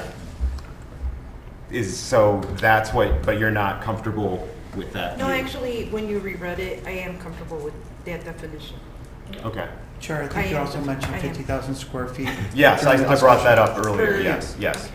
So if we wanted Yes, to I add, large, Exactly. 50,000, Well, either that or add another section to that? add another definition to our list of. It says of a large definitions. retail complex. Yeah, right. So, I mean, and that's what a lot of municipalities do, is that within a certain section, within a certain ordinance, There's a there may sub- be 5 capitalized terms within the definition, and each time the item is capitalized, that's a defined term somewhere else in the code. yes. Okay, do you want me to read it out loud? Yes. How about a large retail complex larger than 50,000 square feet, containing a variety of individual stores and often restaurants and other individual business establishments housed in a single building, sharing a common interior space where no other clear primary use can be assigned. All permitted uses in the business district B3 shall be permitted in an indoor mall. Can I? Sure. What about a single address? Because I thought. When you say single building, that shopping center is a single building. Yeah. And so, but if you say within one singular address, because that space has one address, right? Correct. Yep. Right, yeah, and I when working on this, that was one of the angles I was taking. Right. You know, Yeah, I like that. if we want to do, and if that's the way it best works. The common indoor space was the one attempting to Right. separate places with separate ingress and egress. Well, right, yeah, and if you added of common ingress and egress for all users and participants. And then the tenants would be suites? Yeah. Okay. Yes. So if I were to read that again, a large, again, I said large, we're voting large. A retail complex over 50,000 square feet with one singular address containing a variety of individual stores and often restaurants and other individual business establishments housed in a single building sharing a common interior space where no other clear primary use can be assigned. All permitted uses in the business district B3 shall be permitted in an indoor mall. As well as any special uses in the B3. Well, that came from the attorney, so I feel comfortable with what the attorney said. Okay. I like that, yeah, that works. Does that work? Okay. Yeah. You want to make a Yes. motion on what staff just read? Yeah. Wait, but can I ask what you mean by other? I'm sorry? What do you mean by other? What is meant by that? In the definition? I think it was an unencompassing language from You our could probably attorney. remove that. You could make that motion. Yeah, Yeah, because it could be vague. Sure. yeah, individual stores and restaurants, period. Well, the other, it catches the beauty services in the proposed tattoo shop. Okay, so, Maybe substitute well, if services for you other. said individual, Service establishments instead of or businesses. individual retail and/or service establishments. Or I guess, You wanted to say qualifying businesses in the B3? It already says that. yeah, It it says it that. already says that. Yeah, that's the last sentence. And our B3 does allow service establishments. Did you mean to include restaurants as well? It's Yeah, we said restaurants, yeah. Yeah. I think it's our intention to allow it to include pretty much anything that's Right. allowed in B3. Right. Yeah. That's why it's vague. Right. Yeah. And our attorney's okay with it. This was approved by the attorney. So if you want to take that into consideration, you could Yeah. amend what I just said No. to strike other. It's up to you guys. I don't care. If not, you guys can make a motion as initially read. It's up to this commission. This is just a recommendation. Yes, yes. Frank, can I just get Proceed. clarification? Go ahead, step up. Sorry. Does it say uses in B3? Yeah. The last sentence in a definition of an indoor mall says all permitted uses in the business B3 shall be permitted in an indoor mall. Okay, so at least to me, it It doesn't really matter when you catches. have other, or you Right. don't have other, Yeah. because Right, it's bringing right. in the Yes. B3. Right. Right. Right. Okay. Yes. So do you want to make your motion again that had your additional contingencies? Well, no, Or is it now covered enough? the definition is fine. In the granting of Yes. of a thing Then we'll is where the Got it. contingencies Okay. would come in. Okay. Unless there's some belief that in a interior mall of this type, there is some condition that should be in all of them. Right. But I don't know if, I think you gotta look at it on a site-by-site Yeah. basis. I mean, it'd be the sense of like trying to build up the standards that they're going to have to be required as a baseline for all indoor malls. Right? Which Right. I could see us adopting as a village, say, we like this use if it meets this, If. Okay. this quality, you know? Yeah. Okay, but we can move on. Yes, Yeah. please. So do I have a motion with the new definition, the amended definition as read by staff? So moved. Yeah. Move. I'll motion. I'm sorry. Hold on. Everybody's moving. now. Everybody spoke. Who Give it moved? to Who someone. moved it? Who will? Lily? I think Yeah. Lillian. Okay, and a second. I will. Connie. Connie. Okay. Okay. Reyes Braher. Do you still abstain, or is that different? Yeah, you Yes. should abstain from everything. Oh, I Yeah, should, yeah, you should abstain for everything. for everything. Yeah, if you don't feel Yes. comfortable with Okay. it, you should Then I'll recuse abstain. yourself Yes. from this I'll topic. Okay. Okay. Then should we have her not have the Yeah, motion? Chair, rescind that motion. since Okay, you're- I'll resend the motion. Rescind the motion, okay. Okay, and we'll go to these two. Yeah, Oh, my goodness. so who voted first? I'll make the motion. Okay. And Connie's got the second, you have the second. Connie? Okay, so, Reyes Braher recused herself. Kruger, Yes. Stenick, No. Scarpelli, Yes. Brunner. Yes. Okay. Motion passes. Great. And that is the definition as read by staff. Okay. And then now on to the second item. And here, before we vote on this, we should go, I think, through the findings of fact, just to be consistent. Let me get that. Okay. So, first question. The use is not injurious to the use and enjoyment of the property in the immediate vicinity for the purposes already permitted, nor substantially diminish or impair the property values within the neighborhood.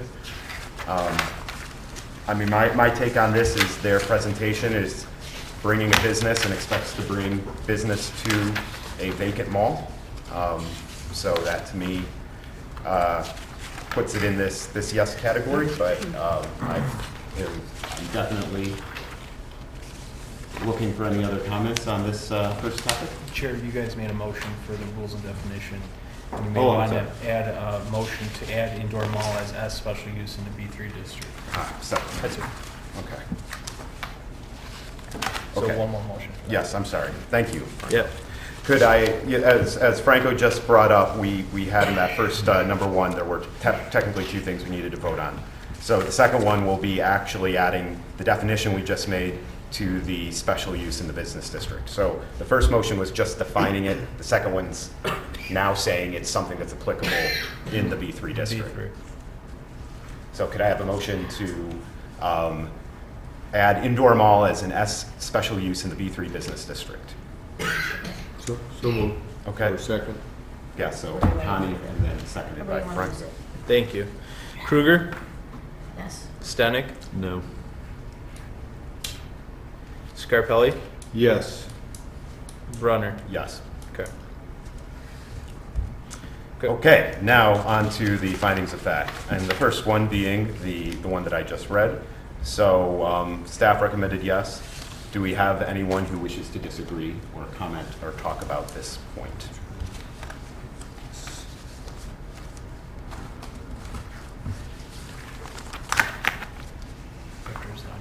Yep. Moving on to the second one. The use will not impede the normal and orderly development and the improvement of the surrounding property for uses permitted in the district. The question and the answer there is yes. Any comments or questions on that? Adequate utilities, access roads, drainage, or necessary facilities have been or will be provided. The answer is yes. Any questions? Okay, adequate measures have been or will be taken to provide ingress and egress so it's designed to minimize traffic congestions in the public streets. Okay. Yes. Yep. How is the proposed special use in harmony with the purposes, goals, objectives, policies, and standards of the Village of East Dundee Comprehensive Plan, the zoning ordinance, and any other program or ordinance adopted under the consideration pursuant to official notice by the village? And the staff's statement, the 2002 Commercial Development Comprehensive Plan goal states to provide an adequate and attractive commercial base to serve the village, to serve the needs of the Village of East Dundee, the village residents. Yes. So I believe that, and the staff says that does align with the special use. Any comments on that? Nope. Okay. So then, well, I guess we can vote on the findings of fact before we vote on the approval. Correct? Yeah. Okay. So can I have a motion to approve the findings of fact as? Yeah, I'd like to make a motion that we approve the findings of fact for 535 Dundee Avenue. Fantastic. Do I have a second? We have a motion and a second. Kruger, Stenick, Scarpelli, Yes. Brunner. Yes. Okay, and then now finally, given that we approve the findings of fact and they meet the qualifications, we now vote on granting the special use. Recommending approval. Recommending approval of the special, thank you. Recommending approval of the village board of the indoor mall multi-tenant facility for the property located at 535 Dundee Avenue, East Dundee, Illinois, 60118, portion of PIN 0326227007 in the B3 Business District. Do I have a motion to approve or deny this special use? Well, I think we should possibly, before the approval or denial, we can talk about the potential conditions that we would want to set. I guess first and foremost, Chris, you put a computation together on limiting the numbers based on the parking. And I followed your math and everything, and that made sense. I guess the question I would have of staff and the point that the attorney brought up for the applicant, that the rest of the mall is vacant. So if we've allocated, was it 394 spaces for this business? I think it was less than that. I think there's 394 total. Oh, okay. Yeah, 394 total, 328 for this. 300. And it's not for the business, it's for the square footage. For the square footage of. Right, you right. can't, I based it on so much retail, so Right. much. Right, correct. Restaurant. Is if the shopping center owner were willing to dedicate 324 spaces to this business and then deal with his shortcomings if and when he goes to, as I see it, 67 spaces at 200 square feet, ends up being 13,800 square feet or 13,400 square feet. So he would be precluded from renting his last 13,400 square feet? No, my calculations were just reality. Yeah. I don't know what this business will generate as far as parking. I'm just going by the numbers that are in our books on how to calculate parking. Based on our current parking ordinance of 200, of one space for every 200 of retail and 150 for every square foot of right, restaurant. and if there's currently roughly 18,000 square feet vacant, which is 90.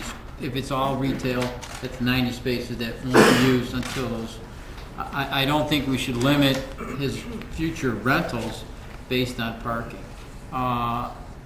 The reason we were talking about 80 businesses because that's what we were told were actually That's what coming. staff was told over the phone. We were told that that's how many were actually coming over from the existing. Right. However, this potential is, I think, for 137 right. in the floor plan.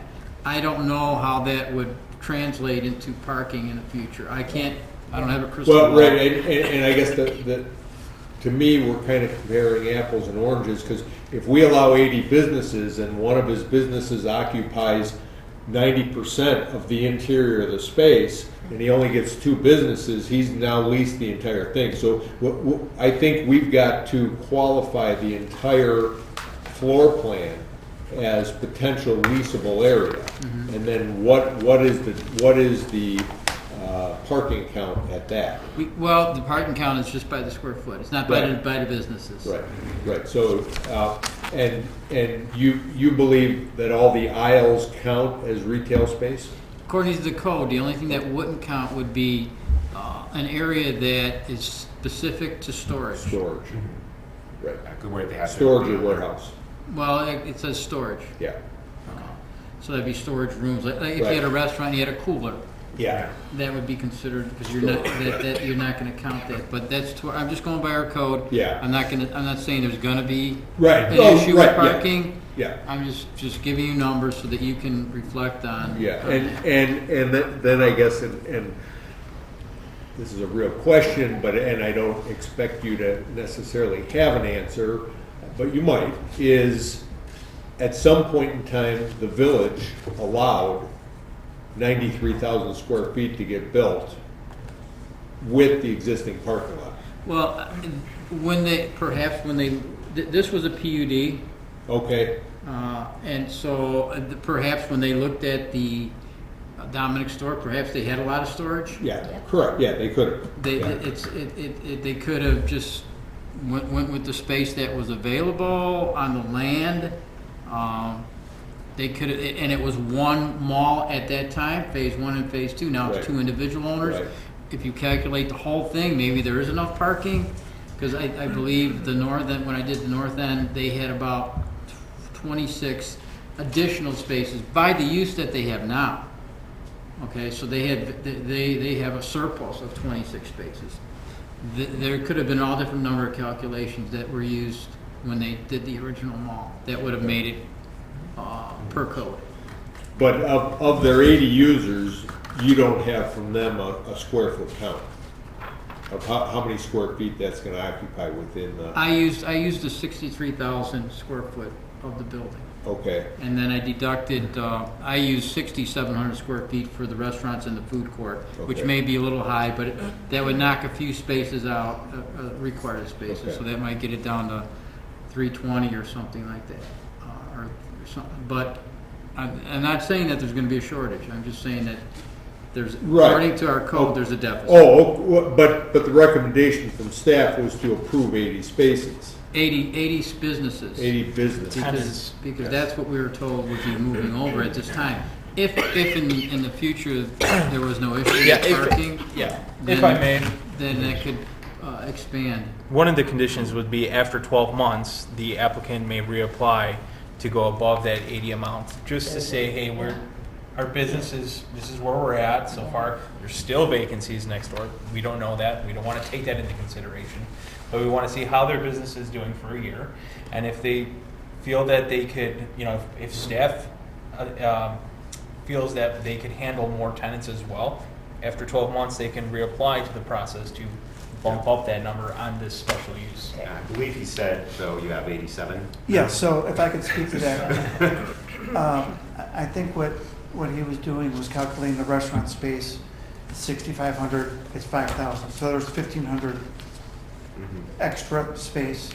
And then, as you pointed out, there's large unused space in the aisles. So if you think about, well, storage is unused space. So if you maybe there's an analogy there. So if you consider both of those things, the 1,500 square foot overage in the unused space, I'm wondering whether that's a reasonable explanation to allow for 87 rather than 80, because we have a little more unused space that perhaps wasn't, or overage space that perhaps wasn't being fully accounted for. And if you could consider that, and then we can come back every year or however often staff wants to reassess parking, we'd be happy to do that. Did something change from the time we talked from 80 to 87? Do you have more I think it was tenants just a coming? mistake. Okay. I think it was just a Okay. mistake. Yeah, I'm just uncomfortable limiting them to anything other than their full capacity, because the rest of the mall is vacant. And to me, it comes down to a decision of the tenant and the property owner. And if the property owner is willing to allocate the spaces, because he may rent those spaces tomorrow, he may rent them next year, he may not rent them for 2 years. And I don't know, I was in that business, but I don't know if we only grant them 80 spaces, is there gonna be some issue with them and the landlord? Is that they're being given 63,000 square feet, but they're only gonna be able to use 50,000 of it because of the limit on the spaces. So I just think that we have an opportunity here to grant the potential full utilization of the space, and there's ample parking. Again, to me, it comes down to the landlord. Is the landlord willing to allocate space parking spaces for his other businesses to his current tenant? That's a fair assessment. Yeah. The answer is yes, and if and when they have other tenants, it's a good problem to have. We'll come back and deal with it. But the answer to your question is yes. So for everyone on the board, right, the question that we have here is with this approval, staff recommended putting this 80 business limit on it. So, you know, we can choose whether or not to move forward with that or approve without that particular condition. 87. Yeah, What- 87. What are the proposed hours about, I know it's Thursday through Sunday, but what hours from when to Oh, when? sure. Let me see if I can find my notes again. Thursday, 10 to 7, Friday, 10 to 8, Saturday, 10 to 8, Sunday, 10 to 6:30. So those really aren't peak hours. Okay.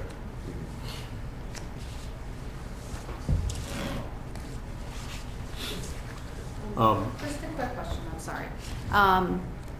We are still deciding if we want to open on a Monday as well.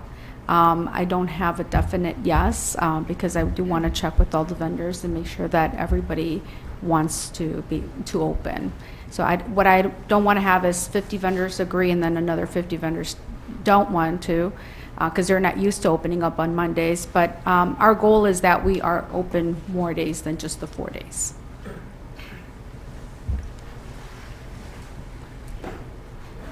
Chris, do you have any concerns with regards to the building codes? No, when they submit their architectural plans, those will be reviewed by the fire district for sprinkler, for alarm, by the building department for all the international building code requirements, for restroom requirements. Everything will have to be reviewed. So no, I have no issues at all. Okay, and any concerns either from staff or the administration of business licenses and things of that nature, and who currently does that? Gail does that.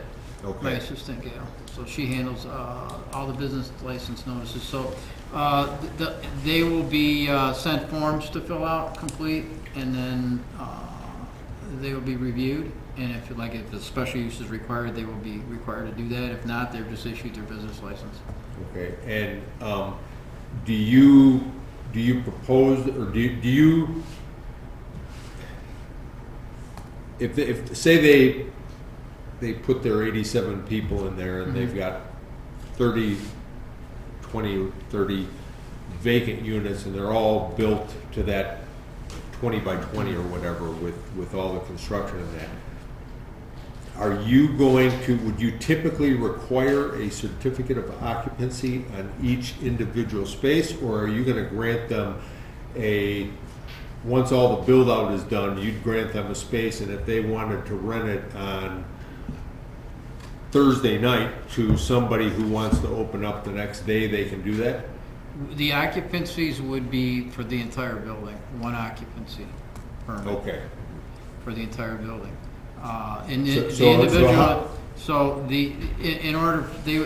the honor system if they're going to have a new business in there. Typically, the fire district does their annual inspections. We do find people that have moved into the village without the business license. They didn't know, whatever the reason is, but we eventually catch up with people. I believe this business owner is going to monitor that closely. They're going to make sure that their patrons are get their business licenses. Yeah, because that was key, I think, on all of what we're talking about, is each one needs a business license. And the village, we should be on top of that. Yeah. And then either the applicants or Attorney Shapiro, apart from the business license, will these people be registering with the state of Illinois for sales tax if they're selling retail? That is one of the verifications that we go through whenever anyone is looking to rent a space. My requirements is that they have their business license and that they have the registration from the Illinois business.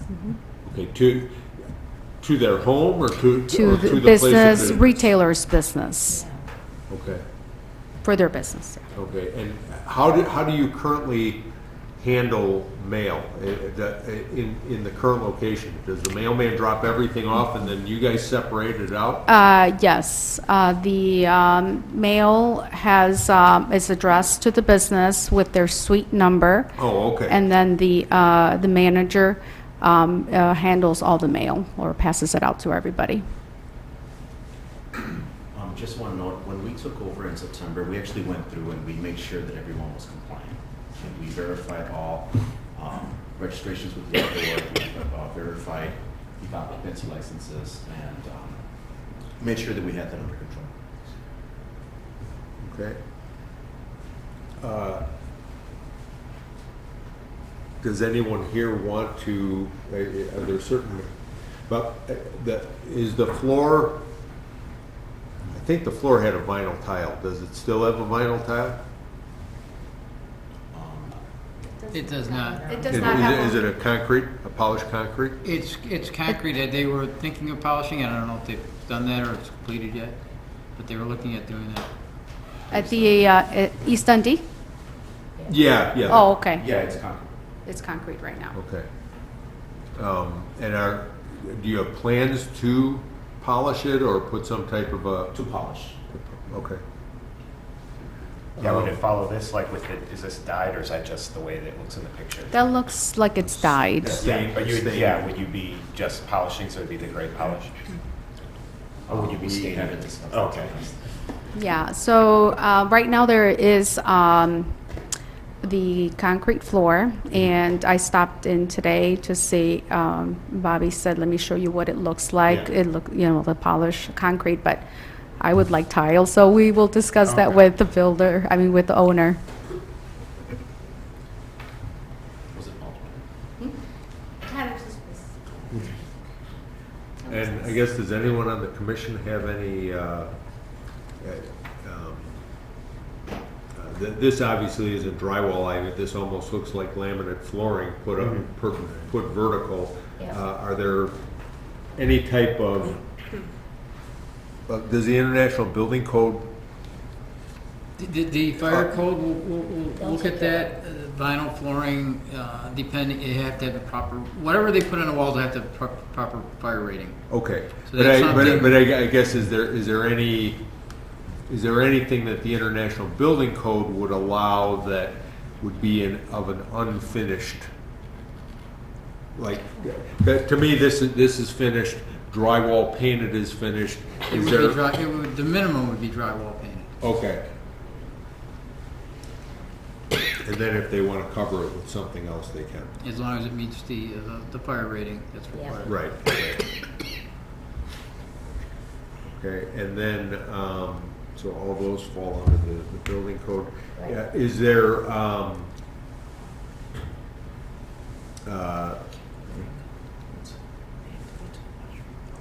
how high, I'm assuming that this might be like 8 feet, so this might be another 4 feet above it? 10. 10 feet. 10 feet? Okay, so if we were to put a condition on it that nobody can have any of their displayed items above 10 feet and none of their merchandise can stack above 10 feet, would that be objectionable? That wouldn't be a problem, no. Okay. Any other? No?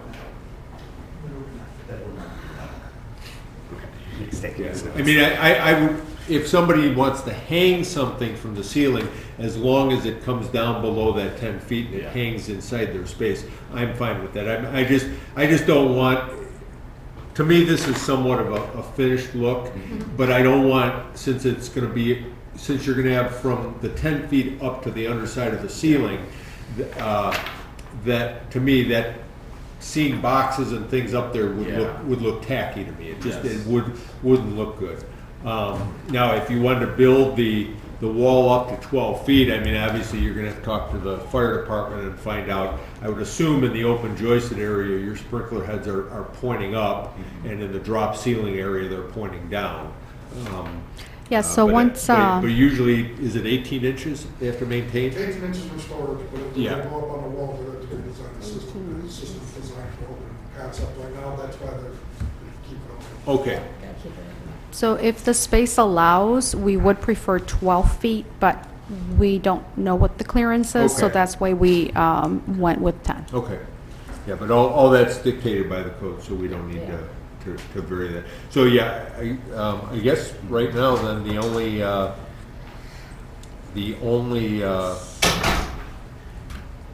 condition that I'm concerned with is just the fact that they won't have any of their displays or storage protruding above the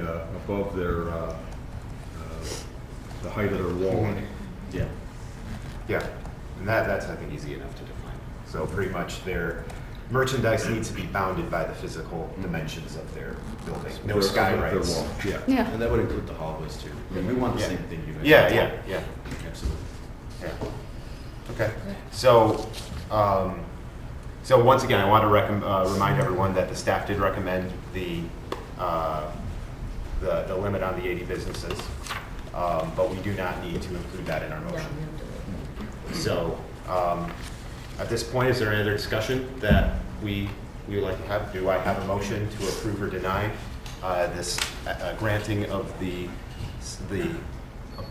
recommendation of the granting of the special use of the indoor mall facility to PIN 0326227007, the B3 Business District? I'll make that motion with the condition of the nothing above the height of the perimeter walls. We have a motion. Do we have a second?